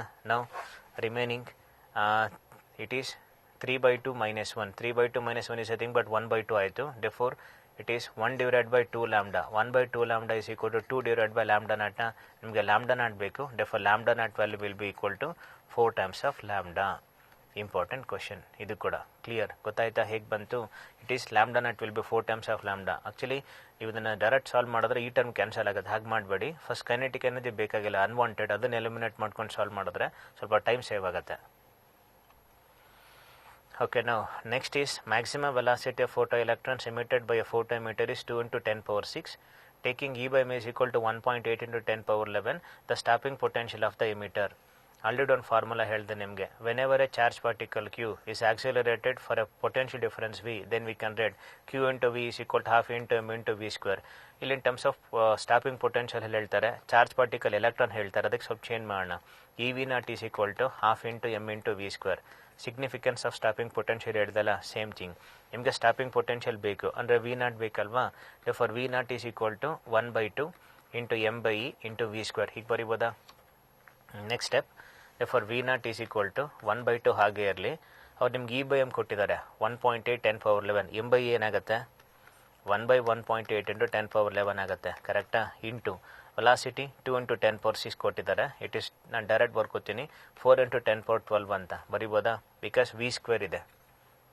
ನಾವು ಸಿಂಪ್ಲಿಫಿಕೇಶನ್ ಮಾಡಿದ್ರೆ 2 1s 2 2s ಕ್ಯಾನ್ಸಲ್ ಆಯಿತಾ. That is v naught is equal to ನ್ಯೂಮರೇಟರ್ಲಿ 2 × 10⁻12 ಇದೆ, ಡಿವೈಡೆಡ್ ಬೈ 1.8 × 10⁻11 ಇದೆ. ನೀವೇ ಯೋಚನೆ ಮಾಡಿ, ಇಲ್ಲೂ ಡಿನಾಮಿನೇಟರ್ನು 2 ಇದ್ದಿದ್ರೆ ಡೆಫಿನೆಟ್ಲಿ 2/2 1 ಆಗ್ತಿತ್ತು. 2/1.8 ಅಂದರೆ ಡೆಫಿನೆಟ್ಲಿ ಅರೌಂಡ್ 1.1 ಬರುತ್ತಾ. ಫಾರ್ 1.1 × 10⁻1 ಆಯಿತು. That is equal to 11 volt. For stopping potential is 11 volt ಅಂತಂದರೆ ನಿಯರೆಸ್ಟ್ ಆನ್ಸರ್ ಬಂದು 11.1. Option A correct. ಇದ್ರ ಮೇಲೆ ಕ್ವೆಶನ್ಸ್ ಇರುತ್ತೆ, ಪ್ರಾಕ್ಟೀಸ್ ಮಾಡಿ ನೀಟಾಗಿ. Then 19th question. The momentum transferred by a monochromatic beam of photon through an area 2 cm² in 0.5 minutes is equal to 3 × 10⁻⁹ kg/s. Energy incident on unit area unit time. First of all, ಏನು term ಇದು? Energy incident on unit area unit time for this beam ಅಂತಂದರೆ that is nothing but intensity. Intensity ಅಂತಂದರೆ is the energy transported, average energy transported per second per unit area. Means we can write I is equal to E/T × A. ನಾವೇನು calculate ಮಾಡಬೇಕು, intensity value calculate ಮಾಡಬೇಕು. ಅವ್ರೇನು ಕೊಟ್ಟಿದ್ದಾರೆ ನೋಡ್ತಾ ಹೋಗಿ. Area ಕೊಟ್ಬಿಟ್ಟಿದ್ದಾರಾ, time ಕೂಡ ಮೆನ್ಷನ್ ಮಾಡ್ತಾರೆ, ಬಟ್ ಮೊಮೆಂಟಮ್ ಕೊಟ್ಟಿದ್ದಾರೆ. ಎನರ್ಜಿನ ಮೊಮೆಂಟಮ್ಗೆ ಹೆಂಗೆ ಕನ್ವರ್ಟ್ ಮಾಡೋದು? ನಿಮ್ಗೆ ಫಾರ್ಮುಲಾ ಹೇಳ್ಕೊಟ್ಟಿದ್ದೆ, E = mc², ಕರೆಕ್ಟಾ? ಫಾರ್ mc = ಏನು ಬರೀಬೋದು? E/c ನ. What is E/c? m × c = E/c. therefore E/c is nothing but momentum ಆಯಿತು. therefore E is equal to anyway, intensity is energy divided by time into area. therefore E is equal to m × c². therefore E is equal to m × c into c. therefore E is equal to mass into velocity is nothing but momentum. We can write T is equal to P into C. ಬರಿಬೋದಾ? therefore intensity is equal to P into C divided by time into area. Correct? Then substitute ಮಾಡಿ values ನ. What is that momentum value? 3 × 10⁻⁹. ಕರೆಕ್ಟಾ? Into speed of flight ಕೊಟ್ಟಿದ್ದಾರೆ 3 × 10⁸. Time ಮಿನಿಟಲ್ಲಿದೆ, ಸೆಕೆಂಡ್ಸಿಗೆ convert ಮಾಡಿ. 0.5 minute ಅಂತಿದೆ. 0.5 minute ಅಂತಂದರೆ 0.5 × 60 it will B 30 seconds ಆಯಿತು. Area 0.5 2 cm² ಕೊಟ್ಟಿದ್ದಾರೆ. Means 2 cm² ಅಂದರೆ ಇಟ್ ಈಸ್ 2 × 10⁻⁴ ಆಯಿತು. ಕರೆಕ್ಟ್? ನಾವು 3 1s 3 10s ಕ್ಯಾನ್ಸಲ್ ಮಾಡ್ಬೋದಾ? 2 1s 2 1.5s. ಹಾಗೆ ಇರಲಿ, ಪವರ್ಸ್ ಅಷ್ಟೇ ನೋಡ್ತಾ ಹೋಗಿ. 1.5 ಇದೆ ಇಂಟು ಈ 10⁻1 ಇದೆ, -4 ಇದೆ, ಟೋಟಲಿ -3 ಆಯಿತು. ನಾವು ಕಿಲ್ ಶಿಫ್ಟ್ ಮಾಡಿಕೊಂಡ್ರೆ ಟೋಟಲಿ +3, 8 + 3 11, 11 - 9 ಅಂತಂದರೆ 2, 10⁻2 ಆಯಿತು. 10⁻2 ಅಂದರೆ 100, 100 × 1.5 ಅಂದರೆ ಇಟ್ ಈಸ್ 150. therefore ಆನ್ಸರ್ ಬಂದು ಇಟ್ ಈಸ್ 150 Joule/m². ಇದು ಕರೆಕ್ಟ್ ಆನ್ಸರು. ಈ ಫಾರ್ಮುಲಾ ಕೂಡ ಇಂಪಾರ್ಟೆಂಟು, ನೆನಪಲ್ಲಿ ಇಟ್ಕೊಳ್ಳಿ. Intensity expression. Then in photoelectric cells, tapping potential changes by 19.8. actually it is 19.8 volt. When wavelength of incident radiation is changed, if H is equal to 6.6 × 10⁻34, the change in frequencies. ಇಲ್ಲೂ ಹಾಗೇನೆ using Einstein equation ತೊಗೊಂಡು answer ಸಿಗುತ್ತೆ. ಸ್ವಲ್ಪ lengthy ಆಗುತ್ತೆ, but ಇನ್ನು ಶಾರ್ಟ್ಕಟ್ಟಲ್ಲಿ ಡೈರೆಕ್ಟಾಗಿ ಮಾಡೋಣ. ನಿಮಗೆ ಈ ಪಾಯಿಂಟ್ ಹೇಳ್ಕೊಟ್ಟಿದ್ದೆ. In the graph of stopping potential versus frequency. Slope ನೆನಪಿದೆಯಾ? Slope is equal to H divided by E. ಕರೆಕ್ಟಾ? ಸ್ಲೋಪ್ನ ಕ್ಯಾಲ್ಕುಲೇಟ್ ಮಾಡೋದು ಹಾಗೆ y2 - y1 / x2 - x1. Okay, so that ಇಲ್ಲೇನು ಬರ್ಕೋತೀನಿ, ಡೆಲ್ಟಾ V0 ಅಂತ ಬರೀತೀನಿ. ಡಿವೈಡೆಡ್ ಬೈ ನ್ಯೂ2 - ನ್ಯೂ1 is nothing but delta nu is equal to H divided by E. ನಿಮಗೆ delta nu ತಾನೇ ಬೇಕು, ಒಂದೇ ಸ್ಟೆಪ್ಪಲ್ಲಿ ಆನ್ಸರ್ ಸಿಗುತ್ತೆ. ಕ್ರಾಸ್ ಮಲ್ಟಿಪ್ಲೈ ಮಾಡಿ delta times of V0 into E divided by H. Correct? That is equal to ಎಷ್ಟು value? Stopping potential 19.8 ಕೊಟ್ಟಿದ್ದಾರೆ. ಕರೆಕ್ಟಾ? Charge of electron 1.6 × 10⁻⁻19 by H ಗೊತ್ತೇ ಇದೆ ನಿಮಗೆ 6.6 × 10⁻34. ಎಕ್ಸಾಕ್ಟ್ಲಿ 3 ಟೈಮ್ಸ್ ಕ್ಯಾನ್ಸಲ್ ಆಗುತ್ತೆ. ಕರೆಕ್ಟಾ? 3 × 1.6 ಅಂದರೆ 4.8 ಆಯಿತು. Defer change in frequency will be 4.8 × 10⁻⁻34 become +34. 34 - 19 ಅಂದರೆ 15. ಡೆಫರ್ ಆನ್ಸರ್ ಬಂದು 4.8 × 10⁻15 Hz. Means first option. ನೆನಪಲ್ಲಿ ಇಟ್ಕೊಳ್ಳಿ, ಹೇಳಿದ್ನಲ್ಲ, ಈ ಸ್ಟೆಪ್ ತೊಗೊಂಡು ಡೈರೆಕ್ಟಾಗಿ ಮಾಡ್ಬೋದು. Otherwise you to get Einstein equation ಸಿಗುತ್ತೆ, ಸ್ವಲ್ಪ ಲೇಟ್ ಆಗುತ್ತೆ ಆನ್ಸರು. ಇದು ಫಾರ್ಮುಲಾ ನೆನಪಲ್ಲಿದ್ದರೆ ಈಸಿಯಾಗಿ ಸಾಲ್ವ್ ಮಾಡ್ಬೋದು. Then question number 21. 1.5 milliwatt of 400 nanometer light is directed at a photoelectric cell. 0.1% of incident photons produce photoelectron, then current in the cell. One point important synopsis ಅಲ್ಲಿ ಹೇಳಬೇಕಾಗಿತ್ತು. According to particle or quantum theory, okay, one photon can emit one photoelectron. Suppose if 10 photons are incident means 10 photoelectrons are emitted. ಈ constant ತಗೊಂಡು sum solve ಮಾಡಬೇಕು. ಏನೇನು ಕೊಟ್ಟಿದ್ದಾರೆ? Power is given. Power is equal to 1.5 milliwatt means 10⁻³ lambda ಕೊಟ್ಟಿದ್ದಾರೆ. 400ನ 4 ಬರ್ಕೊಳ್ಳಿ into 10⁻⁻7 metre ಅಂತ ಬರೀಬೋದು. ಆಯಿತಾ? You to calculate what is a current value. ಸರಿನಾ? Listen, you know the expression I is equal to Q divided by T. Q is equal to N into E by T. Tell me, what does N by T represent? Is the number of electrons may be emitted per second. ಕರೆಕ್ಟಾ? ಇನ್ನೊಂದು formula ತಗೋತೀನಿ. ಅವ್ರು ಕೊಟ್ಟಿರೋ data ಪವರಲ್ಲಿ ಕೊಟ್ಟಿದ್ದಾರೆ, already discuss ಮಾಡಿದ್ದೆ. Power is equal to N into H into C by lambda into T. Here N by T represents number of photons incident on the surface. ಇಲ್ಲಿ N by T number of electrons emitted. I told one photon can emit one photoelectron ಅಂತಂದರೆ N photons can emit N photoelectron. ಹೌದಲ್ವಾ? ನಾವು N by T calculate ಮಾಡೋಣ. N by T is equal to cross multiply ಮಾಡಿದ್ರೆ P into lambda by H into C ಆಯಿತಾ? Power ಕೊಟ್ಟಿದ್ದಾರೆ. ಎಷ್ಟು power value?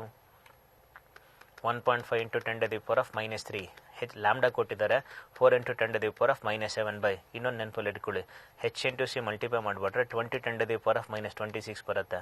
ಆ 12,400 electron ವೋಲ್ಟಲ್ಲಿ ಕೇಳಿದಾಗ ಅಷ್ಟೇ ಯೂಸ್ ಮಾಡಿ. ಇದು ಆ್ಯಕ್ಚುಲಿ h ವ್ಯಾಲ್ಯೂ 6.625, c ಅಂದರೆ 3 × 10⁸. ಇಫ್ ಮಲ್ಟಿಪ್ಲೈ ವಿಲ್ ಗೆಟ್ 19.875 ಬರುತ್ತೆ. ರೌಂಡ್ ಆಫ್ ಮಾಡಿದ್ರೆ 20 ಬರುತ್ತೆ. 20 × 10⁻26 ಕ್ಯಾನ್ಸಲ್ ಮಾಡಿದ್ರೆ 4 1s 4 5s ಎಕ್ಸಾಕ್ಟ್ ಕ್ಯಾನ್ಸಲ್ ಆಯಿತು. 1.5/5 ಅಂತಂದರೆ 0.3 ಕರೆಕ್ಟಾ.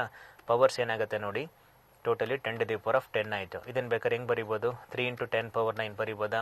ಇದು total number of photons, but ಅಲ್ಲಿ ಕಂಡೀಷನ್ ಕೊಟ್ಟಿದ್ದಾರೆ only 0.1% of photons produces photo electrons ಅಂತ. ಸೊ ದಟ್ ಇದರಲ್ಲಿ 0.1% ಕನ್ಸಿಡರ್ ಮಾಡಿ. therefore for 0.1% it is equal to 3 × 10⁻9 into 0.1 divided by 100 ಅಂದರೆ 10⁻2 ಕರೆಕ್ಟಾ. 3 × 0.1 ಅಂದರೆ 0.3 ಆಯಿತು. 0.3 × 10⁻7 that is equal to 3 × 10⁻6. So that ಇದು number of photons incident on the surface. ಇದನ್ನು consider ಮಾಡ್ಕೋತೀರಾ. Anyway 1 photon can emit 1 photoelectron ಅಂತ ಅಂದರೆ 3 × 10⁻6 ಅಂದರೆ ಇಟ್ ವಿಲ್ ಎಮಿಟ್ 3 × 10⁻6 ಅಲ್ವಾ. ಅದನ್ನು ಸಬ್ಸ್ಟಿಟ್ಯೂಟ್ ಮಾಡೋಣ. therefore n/t is equal to 3 × 10⁻6. again charge of an electron ಬಂದು 1.6 × 10⁻19 1.6 × 3 ಅಂತಂದರೆ 4.8 ಆಯಿತು ಇಂಟು 10⁻13. ಎನಿವೆ ಆನ್ಸರ್ಸ್ ಏನಿದೆ, missed out power value it is 1.5 × 10⁻3. it is 3 × 10⁻0.1% means 0.1. As actually this is 3 × 10 power. ಇಲ್ಲಿ ನೋಡಿ power ತಪ್ಪಾಗಿದೆ. ಇದು -26 + 10 ಅಂತಲೇ 16 ಆಗುತ್ತೆ ಕರೆಕ್ಟಾ. ಸೊ ದಟ್ 0.3 × 10⁻16 ಆದರೆ ದಟ್ ಈಸ್ ಈಕ್ವಲ್ ಟು 3 × 10⁻15 ಆಯಿತು. ಇಲ್ಲಿ ಸ್ವಲ್ಪ ರಾಂಗ್ ಆಗಿದೆ. ಓಕೆ, ನಾವು ಟು ಕ್ಯಾಲ್ಕುಲೇಟ್ 0.1% ಆಫ್ 3 × 10⁻15 ಕರೆಕ್ಟಾ. That is 3 × 10⁻15 into 0.1 divided by 100 that is equal to 0.3 into 10⁻2 ಮೇಲೆ ಬಂದರೆ -2 1513 ಆಯಿತು. ದಟ್ ಈಸ್ ಈಕ್ವಲ್ ಟು 3 × 10⁻12 ಬಂತು. ಇದು ನಂಬರ್ ಆಫ್ ಫೋಟಾನ್ಸ್ ಫಾರ್ 0.1%. ಅದನ್ನು ಸಬ್ಸ್ಟಿಟ್ಯೂಟ್ ಮಾಡೋಣ. ಈಗ n/t ಸಬ್ಸ್ಟಿಟ್ಯೂಟ್ ಮಾಡಿ. It is 3 × 10⁻12 into charge of an electron 1.6 × 10⁻19 that is equal to 4.8 × 10⁻7 ಬರುತ್ತೆ. That is equal to 0.48 × 10⁻6. 0.48 10⁻6 ಅಂತಂದರೆ ಫೋರ್ತ್ ಆಪ್ಷನ್. ಸ್ವಲ್ಪ ಕ್ಯಾಲ್ಕುಲೇಷನ್ಸ್ ನೀಟಾಗಿ ಮಾಡಿ. ಓಕೆ, ನಾವು D Broglie wavelength of A particle moving with a velocity 2.25 into 10⁻8 meter per second is equal to wavelength of photon. The ratio of kinetic energy of particle to energy of photon is. ಇದು ಅಷ್ಟೇ important. Anyway ನೀವು calculate ಮಾಡಬೇಕಾಗಿರೋದು kinetic energy of the particle to energy of photon. ಈ ratio calculate ಮಾಡಬೇಕು. ಅವ್ರೇನು ಕೊಟ್ಟಿದ್ದಾರೆ, velocity of that particle is given, it is 2.25 into 10⁻8, both having same wavelength and ಕೊಟ್ಟಿದ್ದಾರೆ. You know the expression lambda equal to h/p na. If definitely wavelength is same ಅಂದರೆ momentum is also same because h is constant, right? Therefore we can write momentum of the particle is equal to momentum of photon. ಕರೆಕ್ಟಾ. ಇಲ್ಲೇನು ಬರೀತೀನಿ, momentum of particle ತೊಗೊಂಡಾಗ mv ಬರೀಬೇಕು, photon ತೊಗೊಂಡು m × c ಬರ್ಕೋತೀರಾ. ಈಗ ಬರೀಬೋದಾ, that is 1/2 mv is equal to 1/2 mc. ಏನಿಲ್ಲ, multiplied by 1/2 on both the sides ಬರ್ಕೊಂಡೆ. ಇಲ್ಲಿ ಮತ್ತೆ ಚೇಂಜಸ್ ನೋಡಿ, ಇದು 1/t mv²/v ಬರೀಬೋದಾ, that is equal to 1/2 mc²/c. But you know that what is half mv² is nothing but kinetic energy of the particle to the velocity equal to what is mc² is nothing but energy divided by c ಆಯಿತು. ಕರೆಕ್ಟಾ. ನಿಮಗೆ ratio of kinetic energy of particle to energy of photon ಬೇಕಲ್ವಾ, cross multiply ಮಾಡಿದ್ರೆ it will be v divided by 2 times of c ಆಗುತ್ತೆ. v ಕೊಟ್ಟಿದ್ದಾರೆ, value of v ಬಂದು 2.25 into 10⁻8. Okay, divided by again 2 × 3 × 10⁻8 ಆಯಿತು. ಇದನ್ನು ಸಿಂಪ್ಲಿಫಿಕೇಶನ್ ಮಾಡಿದ್ರೆ actually ಇಲ್ಲಿ ಸ್ವಲ್ಪ ಇಂಪಾರ್ಟೆಂಟು, ಇಲ್ಲಿ ಬರ್ಕೋತೀನಿ ಈಗ. So that kinetic energy divided by energy of particle that value comes out to be, it is 2.25, ಪವರ್ನ ಕ್ಯಾನ್ಸಲ್ ಮಾಡ್ಬೋಣ, ಡಿವೈಡೆಡ್ ಬೈ 2 into 3 ಇದೆ. ಬಟ್ ಇಲ್ಲೇನಾಗುತ್ತೆ, ಎಲ್ಲ 1/8 ಅಂತ ಕೊಟ್ಟಿದ್ದಾರೆ. ರೇಷಿಯೋ ತೊಗೊಂಡ್ರೆ ನೀವು 8ಅಲ್ಲಿ ಬರೀಬೇಕು. ಅದಕ್ಕೆ ಬೆಟರ್ ಏನು ಮಾಡಿ ಗೊತ್ತಾ, ಇದು ನಿಂಗೆ ಬರ್ಕೋತೀನಿ ಮತ್ತೆ 2.25/6 ಹಾಗೆ ಇರಲಿ. ಡಿನಾಮಿನೇಟರ್ 8 ಕೊಟ್ಟಿದ್ದಾರೆ. ನಿಮ್ಗೆ ಆನ್ಸರ್ಸ್ ಈಸಿಯಾಗಿ ಸಿಗಬೇಕು ಅಂತಂದರೆ ಮಲ್ಟಿಪ್ಲೈ ಆ್ಯಂಡ್ ಡಿವೈಡ್ ಬೈ 8 ಮಾಡ್ಕೊಳ್ಳಿ. ಇನ್ ಕೇಸ್ ಈ ಥರ ಬಂದರೆ ಇದನ್ನು ಡಿವೈಡ್ ಮಾಡಿದ್ರೆ 2.25/6 ಮಾಡಿದ್ರೆ ಒಂದು 0.4 ಸಮಥಿಂಗ್ ಬರುತ್ತೆ. ಬಟ್ ಆನ್ಸರ್ಸ್ ಈ ಥರ ಇಲ್ಲ. ಅದಕ್ಕೆ ನೀವು ಹಿಂಗೆ ಬರ್ಕೊಳ್ಳಿ. ಎಲ್ಲ ಡಿನಾಮಿನೇಟರ್ 8 ಕೊಟ್ಟಿದ್ದಾರೆ, ಮಲ್ಟಿಪ್ಲೈ ಆ್ಯಂಡ್ ಡಿವೈಡ್ ಬೈ 8 ಮಾಡಿ, ಮಿಕ್ಕಿದನ್ನು ಕ್ಯಾನ್ಸಲ್ ಮಾಡ್ತಾ ಹೋಗೋಣ. 2 3s ಕ್ಯಾನ್ಸಲ್ ಆಗುತ್ತೆ, ಇದು 2 4s ಆಯಿತು. ಆ್ಯಕ್ಚುಲಿ 4 into 2.25 ಮಲ್ಟಿಪ್ಲೈ ಮಾಡಿದ್ರೆ ಎಕ್ಸಾಕ್ಟ್ಲಿ 9 ಬರುತ್ತೆ. ಕರೆಕ್ಟಾ? ಸೊ ದಟ್ ಇದು 9/3 ಇಂಟು 1 ಡಿವೈಡೆಡ್ ಬೈ 8 ಆಯಿತು. 3 1s 3 3s ಕ್ಯಾನ್ಸಲ್ ಮಾಡಿದ್ರೆ ಫೈನಲ್ ಆನ್ಸರ್ 3/8 ಬರುತ್ತೆ. ಫಾರ್ ಆನ್ಸರ್ ಬಂದು ಸೆಕೆಂಡ್ ಒನ್ 3/8. ಇದು ಸ್ವಲ್ಪ ಇಂಪಾರ್ಟೆಂಟು. ಈ ಥರ ಆನ್ಸರ್ಸ್ ಕೊಟ್ಟರೆ ನೀವು ಸ್ವಲ್ಪ ಏನು ಚೇಂಜಸ್ ಕೊಡ್ತಾ ಅಡ್ಜಸ್ಟ್ ಮಾಡಬೇಕಾಗತ್ತೆ. ಇನ್ ಕೇಸ್ ಎಲ್ಲ 9 ಕೊಟ್ಟಿದ್ರೆ ಮಲ್ಟಿಪ್ಲೈ ಆ್ಯಂಡ್ ಡಿವೈಡ್ ಬೈ 9 ಮಾಡ್ಕೊಂಡು ಸಾಲ್ವ್ ಮಾಡಬೇಕು. ಎನಿವೆ ಆನ್ಸರ್ ಬಂದು 3/8. ಇದು ಸ್ವಲ್ಪ important. Okay, next one, de Broglie wavelength of neutron at 27 degrees lambda. What will be the de Broglie wavelength at 927 degree? Already expression synapses ಹೇಳಿದೆ ನಿಮಗೆ. Lambda is equal to h by root of 2 mkt. This is the de Broglie wavelength of neutron's absolute temperature T ಅಂತ. How does lambda varies with T? Lambda inversely proportional to root of T. ಈಗ ratio ತಗೊಳ್ಳಿ. lambda 1 divided by lambda 2 is equal to root of T2 divided by T1. ಇಲ್ಲಿ T1 T2 ಅಂದರೆ absolute temperature. Absolute ಅಂದರೆ ಕೆಲ್ವಿನಲ್ಲೇ convert ಮಾಡಿ ಬರೀಬೇಕು, ಸರಿನಾ? Therefore simplification ಮಾಡಿದ್ರೆ lambda 1 divided by lambda 2 is equal to root of T2 by T1 ಇದೆ. T2 ಅಂದರೆ second temperature 927. ಕೆಲ್ವಿನಿಗೆ ಹೆಂಗೆ ಕನ್ವರ್ಟ್ ಮಾಡ್ತೀರಾ? 927 + 273 ದಟ್ ಈಸ್ ಈಕ್ವಲ್ ಟು 1200 ಬರುತ್ತೆ. ಕರೆಕ್ಟಾ? 1200 ಡಿವೈಡೆಡ್ ಬೈ 27 ಡಿಗ್ರಿ ಕೊಟ್ಟಿದ್ದಾರೆ. ಲ್ಯಾಂಬ್ಡಾ 1 ಕೆಲ್ವಿನಿಗೆ ಕನ್ವರ್ಟ್ ಮಾಡಿದ್ರೆ 300 ಬರುತ್ತಾ? ನೋಡಿ, 0 0s ಕ್ಯಾನ್ಸಲ್ ಆಯಿತಾ? 3 1s 3 4s. ಫೈನಲ್ ಆನ್ಸರ್ √4 ಬಂತಾ? 4 ಅಂದರೆ ಸತಿಂಗ್ ಬೈ 2 ಬಂತಾ? Means lambda 1 by lambda 2 is equal to 2 ಆಯಿತು. ಆ್ಯಕ್ಚುಲಿ ನಾವು ಕ್ಯಾಲ್ಕುಲೇಟ್ ಮಾಡಬೇಕಾಗಿರೋದು lambda 2 ಕ್ಯಾಲ್ಕುಲೇಟ್ ಮಾಡಬೇಕು, which implies lambda 2 is equal to lambda 1/2ನ ಅವ್ರು ಕೊಟ್ಟಿದ್ದಾರೆ. lambda 1 is lambda ಅಂತ. ಸೊ ದಟ್ ಫೈನಲ್ ಆನ್ಸರ್ ಬಂದು lambda/2. ಕ್ಲಿಯರ್? ಈ ಥರನೂ ಕ್ವೆಶನ್ಸ್ ಇರುತ್ತೆ. lambda/2 ಅಂತಂದರೆ first option. Then the work function of a metallic surface is 5.01 electron volt. Photoelectrons are emitted when light of wavelength 2000 angstrom falls on it. The potential difference applied to stop the fastest photoelectron means we have to find the value of stopping potential. Correcta? Potential difference applied to stop the fastest photoelectron andre it is not reaching collector plate anta, means photoelectric current 0 andre that corresponding stop potential is called stopping potential. No, ಈಗ v naught value calculate ಮಾಡಬೇಕು. ಹೇಗೆ ಮಾಡೋಣ? Better ಅಂದರೆ kinetic energy calculate ಮಾಡಿಬಿಡ್ತೀನಿ, ಆಮೇಲೆ ವೋಲ್ಟಲ್ಲಿ ಬರೆದ್ರೆ definitely stopping potential ಆಗುತ್ತೆ. ಓಕೆ, ನಾವು ಡೈರೆಕ್ಟ್ ಈಕ್ವೇಷನ್ ಬರೆಯೋಣ. Einstein equation EK is equal to, problem is given in terms of wavelength ಅಲ್ವಾ, hc/λ ಮೈನಸ್ ಆಫ್ 5 ಹೇಳ್ಕೊಟ್ಟೆ. ವ್ಯಾಲ್ಯೂ ಆಫ್ hc ಬಂದು 12400 ಎಲೆಕ್ಟ್ರಾನ್ ವೋಲ್ಟ್ ಆಂಗ್ಸ್ಟಮ್ ಬರೆದ್ರೆ ಕ್ಯಾಲ್ಕುಲೇಷನ್ ಈಸಿ ಆಗುತ್ತೆ. By lambda ಕೊಟ್ಟಿದ್ದಾರೆ 2000, ಇದನ್ನು ಹಿಂಗೆ ಬರ್ಕೊಳ್ಳಿ. ಓಕೆ, 2000 ಆಂಗ್ಸ್ಟಮ್ ಹಾಗೆ ಇರಲಿ, ಕ್ಯಾನ್ಸಲ್ ಆಗುತ್ತೆ. ಮೈನಸ್ ಆಫ್ ವರ್ಕ್ ಫಂಕ್ಷನ್ ಬಂದು 5.01 ಎಲೆಕ್ಟ್ರಾನ್ ವೋಲ್ಟ್. ಕರೆಕ್ಟಾ? ಆಂಗ್ಸ್ಟಮ್ಸ್ ಕ್ಯಾನ್ಸಲ್ ಆಯಿತು. ಇಲ್ಲಿ 2 zeros ಕ್ಯಾನ್ಸಲ್ ಮಾಡಿಕೊಂಡೆ. 20 1s 26 ಆಯಿತಾ? 6 - 5 ಅಂದರೆ ಅರೌಂಡ್ 1. ಡೆಫೋರ್ 1 ಇಲ್ಲಿ ನಿಯರೆಸ್ಟ್ ಆನ್ಸರ್ ಅಂದರೆ 1.2. Therefore kinetic energy is equal to 1.2 electron volt. If kinetic energy is 1.2 electron volt ಅಂದರೆ then stopping potential is equal to 1.2 volt. Already ಹೇಳ್ಕೊಟ್ನಲ್ಲ, the value of kinetic energy in electron volt is equal to potential value in volt. Therefore answer is 1.2 volts. Then the kinetic energy of an electron is 5 electron volt. What is the de Broglie wavelength associated with? ನಿಮಗೆ H ಕೊಟ್ಟಿದ್ದಾರೆ, M ಕೊಟ್ಟಿದ್ದಾರೆ. Generally ನೀವೇನು ಮಾಡ್ತೀರಾ ಅಂತ ಹೇಳ್ತೀನಿ. First ಈ formula ಹಾಕೋತೀರಾ, lambda equal to h/√2m EK ಅಂತ. EK ಸಬ್ಸ್ಟಿಟ್ಯೂಟ್ ಮಾಡ್ತೀರಾ. ಸಬ್ಸ್ಟಿಟ್ಯೂಟ್ ಮಾಡೋಕ್ಕಿಂತ ಮುಂಚೆ electron volt is not SI unit, ಅದನ್ನು SI ಯೂನಿಟಿಗೆ ಕನ್ವರ್ಟ್ ಮಾಡಿಕೊಂಡು ಅಂದರೆ ಜೋಲ್ಸಿಗೆ ಕನ್ವರ್ಟ್ ಮಾಡಿ ಸಬ್ಸ್ಟಿಟ್ಯೂಟ್ ಮಾಡಬೇಕು. It's a lengthy process. ಅದಕ್ಕೆ ಒನ್ ಸ್ಟೆಪ್ ಆನ್ಸರ್ ಏನು? You to determine wavelength of an electron. ಕರೆಕ್ಟಾ? ಆಲ್ರೆಡಿ ಶಾರ್ಟ್ಕಟ್ ಹೇಳಿದ್ದೀನಿ ನಿಮಗೆ. Wavelength of an electron it is 12.27 angstrom by √3 ತಾನೆ. ಒಂದೇ ಸ್ಟೆಪ್ಪಲ್ಲಿ ಆನ್ಸರ್ ಸಿಗುತ್ತೆ.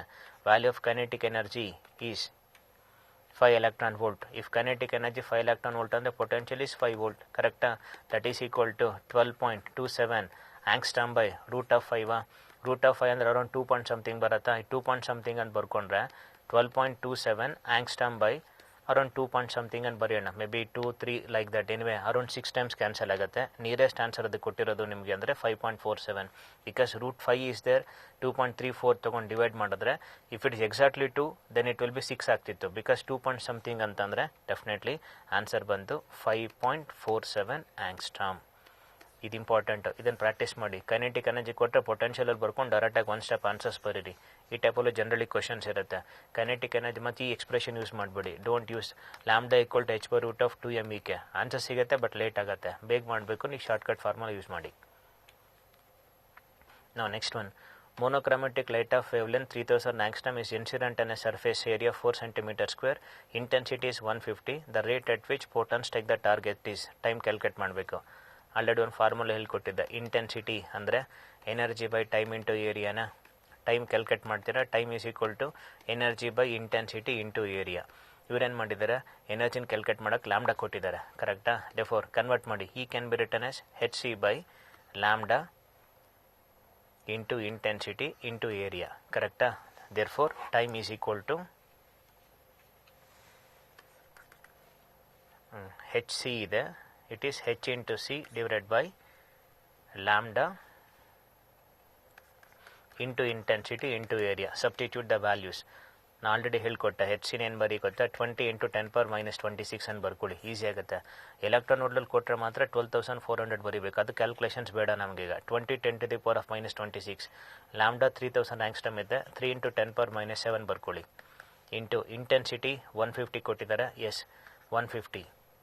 Then area is 4 centimeters now, that is 4 × 10⁻⁻4 centimeter square ಇದೆ. Calculations 4 1s are 4 5s, ಕರೆಕ್ಟಾ? 5 1s are 5, 30s, 30 × 5 is 150 ಆಯಿತು. 30 × 3 is 90. Therefore t is equal to, ಇದು 1/90 ಇದೆ, powers ನೋಡ್ತಾ ಹೋಗಿ.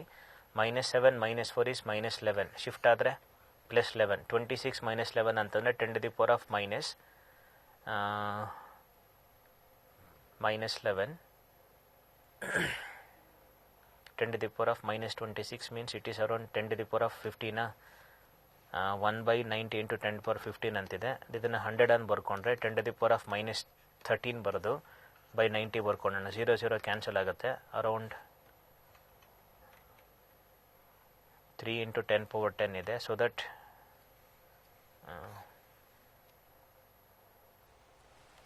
Okay, let recheck the question. Intensity is energy by time into area. ಲ್ಯಾಂಬ್ಡಾನಲ್ಲಿ ಕೊಟ್ಟಿದ್ದಾರೆ. Energy can be written as n × h × c by lambda into t into a. Therefore n/t is equal to I into lambda into a divided by hc, expressed in terms of n/t. n/t convert ಮಾಡಿದ್ರೆ I is there. I value is 150 into 10⁻⁻3 because it is milli. Lambda ಬಂದು 3000 angstrom. Better ಹೀಗೆ ಬರ್ಕೊಳ್ಳಿ. 3 × 10⁻7, 4 × 10⁻4 by 20 × 10⁻26. Anyway, 4 1s are 4 5s are cancel ಆಯಿತು. 5 1s are 5 30 times. ಕರೆಕ್ಟಾ? 30 × 3 is 90. Therefore it is 90 × 10⁻12 ಅಂದರೆ 9 × 10⁻13 per second. Therefore option B. Again intensity formula important. Okay. Then ratio of de Broglie wavelength of molecules of hydrogen and helium at temperatures 27 degree and 127 degree. Now listen. You know the expression lambda equal to, for a gas molecule, h/√3 × m × k × t. ಕರೆಕ್ಟಾ? ಹೆಚ್ constant, K ಕೂಡ constant. Different molecules ಇದೆ, ಮಾಸು change ಆಗುತ್ತೆ. Therefore lambda value will be inversely proportional root of m into t. Now you have to take the ratio. Wavelength of hydrogen to helium. No. Therefore wavelength of hydrogen to wavelength of helium, that is equal to root of, it is mass of helium into corresponding temperature divided by mass of hydrogen into its temperature. Now substitute ಮಾಡಿದ್ರೆ wavelength of hydrogen by wavelength of helium, that is equal to root of helium mass will be 4 times of mp, correcta, into temperature. Helium is maintained at a temperature of 127. Kelvin convert ಮಾಡಿದ್ರೆ 273 plus 127 ಅಂದರೆ 400, correct, divided by hydrogen molecule means it is 2 times of mp, h2, then into temperature will be 300, correcta. mp cancel ಆಯಿತು. 2 1s are 2 2s are. Therefore that is equal to 0 0s cancel ಆಗುತ್ತೆ. root of 8 divided by 3. root of 8 by 3 and remains third option. Question number 27, option C, root of 8 by 3. Clear?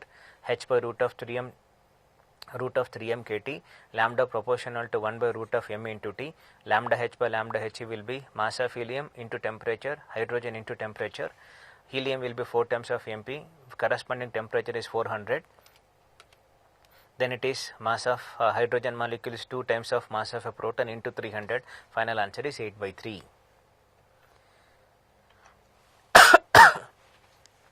Again important one. A silver ball of radius 4.8 cm is suspended by a thread in a vacuum chamber. When UV light of wavelength 200 nanometer is incident on the ball for some time, during which a total energy of 1 into 10 power minus 7 joules falls on the surface. Assuming on an average 1 out of 10 power 3 photons incident is able to eject electron, then what is the potential of the sphere?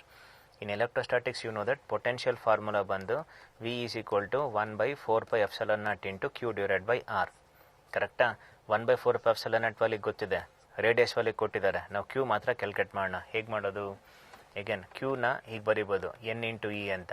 ಅವ್ರು ಕೊಟ್ಟಿರೋ ಡೇಟಾಯಿಂದ N calculate ಮಾಡ್ಕೊಂಡ್ರೆ ಆಯಿತು. ಸರಿನಾ? ನಾವು ಏನೇನು ಕೊಟ್ಟಿದ್ದಾರೆ? Lambda is known, energy is known. ನಾವು you know the expression for N number of photons, energy will be n into h into c divided by lambda. Correcta? Therefore n number of photons is equal to e into lambda divided by hc. Correct? Yes, energy 1 into 10 power minus 7. Lambda bandu 2 into 10 power minus 7. 200 nanometer is there. Simple ಆಗಿ ಬರ್ಕೊಳ್ಳಿ. By hc ಅಂತಂದರೆ 20 into 10 to the power of minus 26. Calculations ಮಾಡಿದ್ರೆ 2 1s 2 10s cancel ಆಯಿತಾ? Therefore ನ್ಯೂಮರೇಟ್ರಲ್ಲಿ n is equal to 10 to the power of minus 14.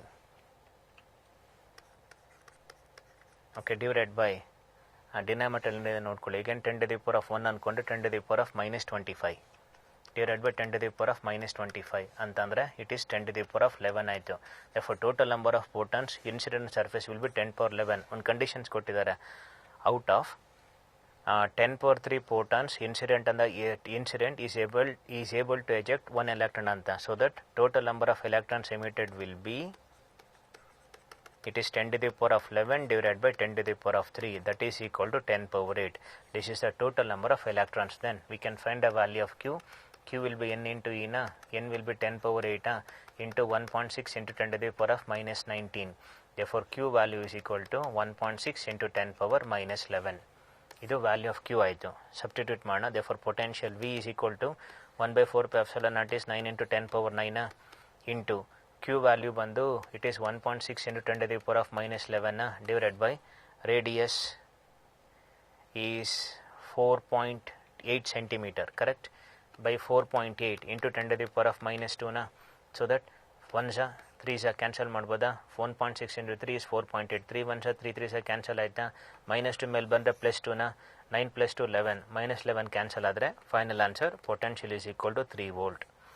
ಇದು ಸ್ವಲ್ಪ higher ಲೆವೆಲಲ್ಲಿ ಕೇಳ್ತಿರ್ತಾರೆ ಈ ಟೈಪಲ್ಲಿ ಕೂಡ. ಇದನ್ನು ಮಿಕ್ಸ್ಡ್ ಕಾನ್ಸೆಪ್ಟ್ ಕ್ವಶನ್, ಪೊಟೆನ್ಷಿಯಲ್ ಮತ್ತು ಡ್ಯೂಯಲ್ ನೇಚರ್ ಕಾಂಬಿನೇಷನಲ್ಲಿ ಕೇಳಿರೋದು. Okay, then 2 monochromatic beams A and B of equal intensity sit a screen. If the number of photons hitting the screen by beam A is twice that of B, then the relation ಕೇಳ್ತಿದ್ದಾರೆ. Again intensity formula I is equal to energy by time into area. n number ತೊಗೊಂಡಾಗ it will B n ಆಯಿತು, ಅಥವಾ better for n energy of one photon is just new. For n number of photons it is n into h into nu divided by time into area. Correct? 2 monochromatic beams A and B of equal intensity. Intensity is same, means IA is equal to IB. Now substitute ಮಾಡಿ IA plus ಅಲ್ಲಿ NA ಬರಿಬೋದಾ? into h into nu divided by time into A, that is equal to intensity. Again IB can be written as it is NB ಆಯಿತು. Again frequency of A into h into frequency of B divided by time into area cancel ಆಯಿತು. Final answer ಏನು ಬಂತೀಗ? NA into frequency of A is equal to NB into frequency of B. Now take the ratio. Number of photons hitting the screen by beam A is twice that of B. 2 monochromatic beams. They have to find that frequency ratio. Therefore frequency of A divided by frequency of B is equal to NB divided by NA. Conditions ಏನು ಕೊಟ್ಟಿದ್ದಾರೆ? Number of photons hitting the screen by beam A is twice that of B ಅಂತಂದರೆ N B ಹಾಗೆ ಇರಲಿ. N A can be return as 2 times of N ಬಿನ. NB cancel aita. Final answer bandu 1 divided by 2. Actually you have to find that frequency ratio here. Then frequency value nu A is to nu B value you have to find. Frequency ratio will be is equal to 1:2. 1:2 ಅಂತಂದ್ರೆ option C. Then which of the following order of specific charge of proton, alpha particle and electron is correct? First of all, specific charge andre enu is a ratio of charge divided by mass.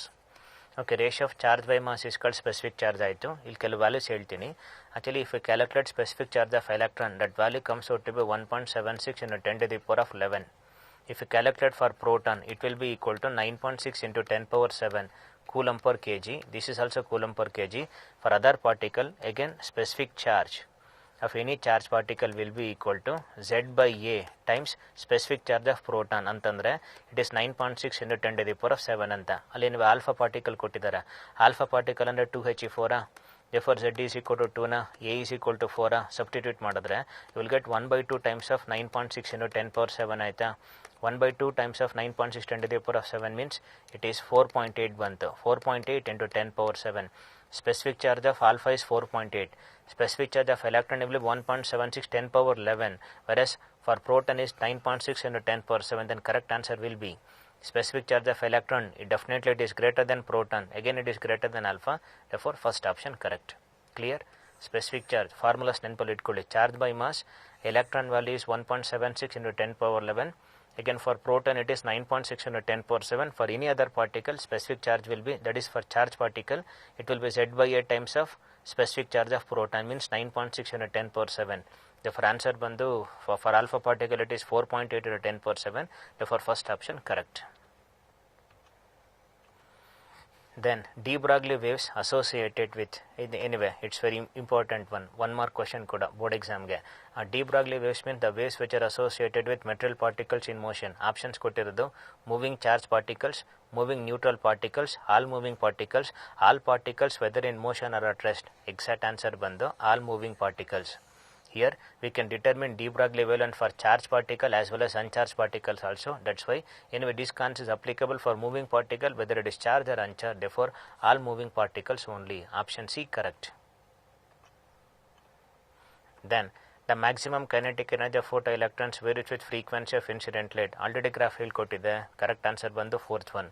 Now here kinetic energy versus frequency straight line but not passing through origin. Why? Because there is existence of threshold frequency. That's why it's a straight line graph. Anyway here already told slope is equal to h. Again x intercept is threshold frequency, y intercept is work function. And the ratio specific charge of electron to that of hydrogen atom is, you know that specific charge ಅಂತಂದ್ರೆ ratio of charge by mass ಆಯ್ತಾ. Okay, anyway, electron ಮತ್ತೆ proton same charge ಆಯಿತು. Then how does electron, sir, in hydrogen atom is nothing but proton only. Charge of proton hydrogen atom is same, correct? Therefore, how does specific charge varies with mass? Inversely proportional to mass. Therefore, specific charge of electron by specific charge of hydrogen atom is equal to mass of hydrogen divided by mass of electron. I told mass of hydrogen ಅಂತಂದ್ರೆ mass of proton by mass of electron, correct? You know that proton mass ಬಂದು 1840 times of mass of electron divided by mass of electron cancel ಆಗುತ್ತೆ. Final answer 1840 is to 1 ಬರುತ್ತೆ. That means option B. Therefore 1840 is to 1. Then a metallic surface ejects electrons when exposed to green light of intensity I, but no photoelectrons are emitted when exposed to yellow light of intensity I. It is possible to eject electron from the surface by concept ಹೇಳ್ಕೊಟ್ಟಿದೆ. VIBGYOR concept use ಮಾಡಿ. Increasing order of wavelength. It is ejecting electron when exposed to yellow light of intensity I. Means a metallic surface eject photoelectrons when exposed to green light of intensity I. Green light incident ಆದಾಗ electrons emit ಆಗ್ತಿದೆ. yellow light emit ಆಗ್ತಿಲ್ಲ ಅಂತಂದ್ರೆ ಆರೆಂಜ್ಗೂ ಆಗಲ್ಲ, ರೆಡ್ಗೂ ಆಗಲ್ಲ. ನೀವು ಉಳ್ಕೊಂಡಿದ್ದು only again violet ಇಲ್ಲ IndiGo ಇಲ್ಲ blue. So that option ಬಂದು it may be violet of any intensity. therefore fourth option correct. Then after following moving with the same momentum, one which has largest de Broglie wavelength ಅಂತ ಕೇಳಿದ್ದಾರೆ. ನಾವು same momentum ಕೊಟ್ಟಿದ್ದಾರೆ. If momentum is same, definitely lambda is also same, because you know the expression lambda equal to h by p ನ momentum same ಇದ್ರೆ ಏನು h ಅಂತೂ constant, lambda ಕೂಡ same ಇದ್ದೇ ಇರುತ್ತೆ. therefore all have same de Broglie wavelength means fourth option correct. Then the work function for three different metals A, B, C are respectively with phi A greater than phi B greater than phi C. The graph between stopping potential and frequency of incident radiation for them would look like and keltare. It's simple one. How does work function varies with threshold frequency? You know the formula. Phi naught equal to h into nu naught. Phi naught is proportional to nu naught. If nu naught is more, definitely work function is also more. Anyway, first option A, B, C ಕೊಟ್ಟಿದ್ದಾರೆ. Second one, the CBA is there, ABC is there. Anyway, this is wrong. Option 3 is also wrong because ಒಂದೇ point common point ಇದೆ. ಉಳ್ಕೊಂಡಿದ್ದು out rate CBA or ABC. And they mentioned that work function of A greater than B greater than C ಅಂತಂದರೆ means threshold frequency of A must be greater than threshold frequency of B, that is greater than threshold frequency of C. Correct? A is greater than B greater than C. That means second option correct ಆಗುತ್ತೆ. Because threshold frequency of A is more. Because phi A greater than phi B greater than phi C ಕೊಟ್ಟಿದ್ದಾರೆ. You know that phi naught is proportional to nu naught. Phi naught ಜಾಸ್ತಿ ಇದ್ದರೆ nu naught ಜಾಸ್ತಿ ಇದ್ದೇ ಇರುತ್ತೆ. Therefore threshold frequency of A is more. Therefore second graph correct. Then momentum of photon of an electromagnetic radiation is 3 into 10 power minus 29. Then frequency calculate ಮಾಡಬೇಕು. Then you know the expression E equal to m into c square. Again E can be written as h nu is equal to m into c square. Therefore momentum, therefore m into c is equal to h into nu by c. Mass into velocity is momentum. Therefore momentum equal to h into nu by c. Now calculate ಮಾಡಬೇಕಾಗಿರೋದು frequency. Cross multiply. Therefore frequency is equal to momentum into c divided by h. Correct? That is equal to momentum ಬಂದು 3.3 ಕೊಟ್ಟಿದ್ದಾರೆ into 10 power minus 29. Speed of light 3 into 10 power 8. H value ಬಂದು 6.6 10 to the power of minus 34. Then 3.3 ones 3.32 cancel ಆಗುತ್ತೆ. Therefore 3 ones 2 ones to 1.5 ಅಂತಂದರೆ therefore frequency is equal to nu is equal to 1.5 ಆಯಿತು into 10 power. Numerator power it is minus 29 plus 8 is minus 21. It is 10 power 13. Therefore 1.5 into 10 power 13 hertz. 1.5 into 10 power 13 means it is fourth option. Clear? Momentum of a photon will be P is equal to h into nu by c. Therefore nu is equal to P into c divided by h. Momentum is 3.3 10 to the power of minus 29. 3 into 10 power 8. Then h value 6.6 10 to the power of minus 34. 3 ones it will be 2.2, that is 2 times cancel. 3.3 by 6.6 2 ಆಯಿತು. 3 by 2 is nothing but 1.5. Therefore 1.5 into 10 power 13. Okay, now next one. When the electrons are accelerated through a potential difference V volt and a de Broglie wavelength associated with, already then ಹೇಳ್ಕೊಟ್ಟಿದ್ದೀನಿ, lambda will be 12.27 angstrom by root ವಿನ. So that ಇದಕ್ಕೆ ಯಾವ್ದು answer match ಆಗುತ್ತೆ ಈಗ? Can it be first option? Actually root of 150 will be around 12 point something. Correct? But illéನಾಗಿದೆ, root of 150 by V is there. This is angstrom is there. Meter is there. This is 150 by root V is there. Root of 150 by V is there. Therefore, anyway, if you take that root of 150, definitely value will be 12.27. No, root V has it is irutte. Root of 150 is 12.27. Therefore, correct answer ಬಂದು first one. Question number 38, option 1. Okay. Last question. Work function of a substance is 4 electron volt. Means phi naught ಕೊಟ್ಟಿದ್ದಾರೆ. Phi naught is equal to 4 electron volt. The longest wavelength of light that can cause photoelectric emission from this substance is approximately, means lambda naught na calculate ಮಾಡಬೇಕು. ಕರೆಕ್ಟಾ? We know the expression phi naught equal to h into c divided by lambda naught. What is the value of hc in terms of electron volt? It is 12,400 electron volt angstrom by lambda value you have to find. Therefore lambda naught is equal to 12,400 electron volt angstrom divided by phi naught. Correct? Therefore lambda naught is equal to 12,400 electron volt angstrom by work function ಬಂದು 4 electron volt ಕೊಟ್ಟಿದ್ದಾರೆ. ಇನ್ನು EV cancel ಆಗುತ್ತೆ. ಇದನ್ನು ಬೇಕಾದ್ರೆ split ಮಾಡ್ಕೊಂಡು ಬರ್ಕೊಳ್ಳಿ. 124 into 10 power 2 ಆಂಗ್ಸ್ಟ್ರಾಮ್ಸ್ ಅಂತ divided by 4 ಆಯಿತು. ಅಪ್ರಾಕ್ಸಿಮೇಟ್ಲಿ 31 ಟೈಮ್ಸ್ ಕ್ಯಾನ್ಸಲ್ ಆಗುತ್ತೆ. 4 3 set 12 4 1 that means lambda not ಬಂದು 3100 ಆಂಗ್ಸ್ಟ್ರಾಮ್ಸ್ ಆಯಿತು. 3100 ಆಂಗ್ಸ್ಟ್ರಾಮ್ ಅಂದರೆ ಇಸ್ ನಥಿಂಗ್ ಬಟ್ 310 ನ್ಯಾನೋಮೀಟರ್. ಕರೆಕ್ಟಾ? 310 ನ್ಯಾನೋಮೀಟರ್ ಅಂತಂದರೆ therefore ಫಸ್ಟ್ ಆಪ್ಷನ್ ಕರೆಕ್ಟ್ ಆಗುತ್ತೆ. ಕ್ಲಿಯರ್? ನೀವು to remember this value. Normally easy questions ಇರುತ್ತೆ. Value of HC you have to remember 12,400 electron volt angstrom and HC will be, it is 20 into 10 to the power of minus 26. ಬೇರೆ problem calculate ಮಾಡಬೇಕಾದ್ರೆ electron volt ಕೊಟ್ಟರೆ ಈ expression ತೊಗೊಂಡು solve ಮಾಡಿ. Okay, I think hope you enjoy the session. Thank you one and all.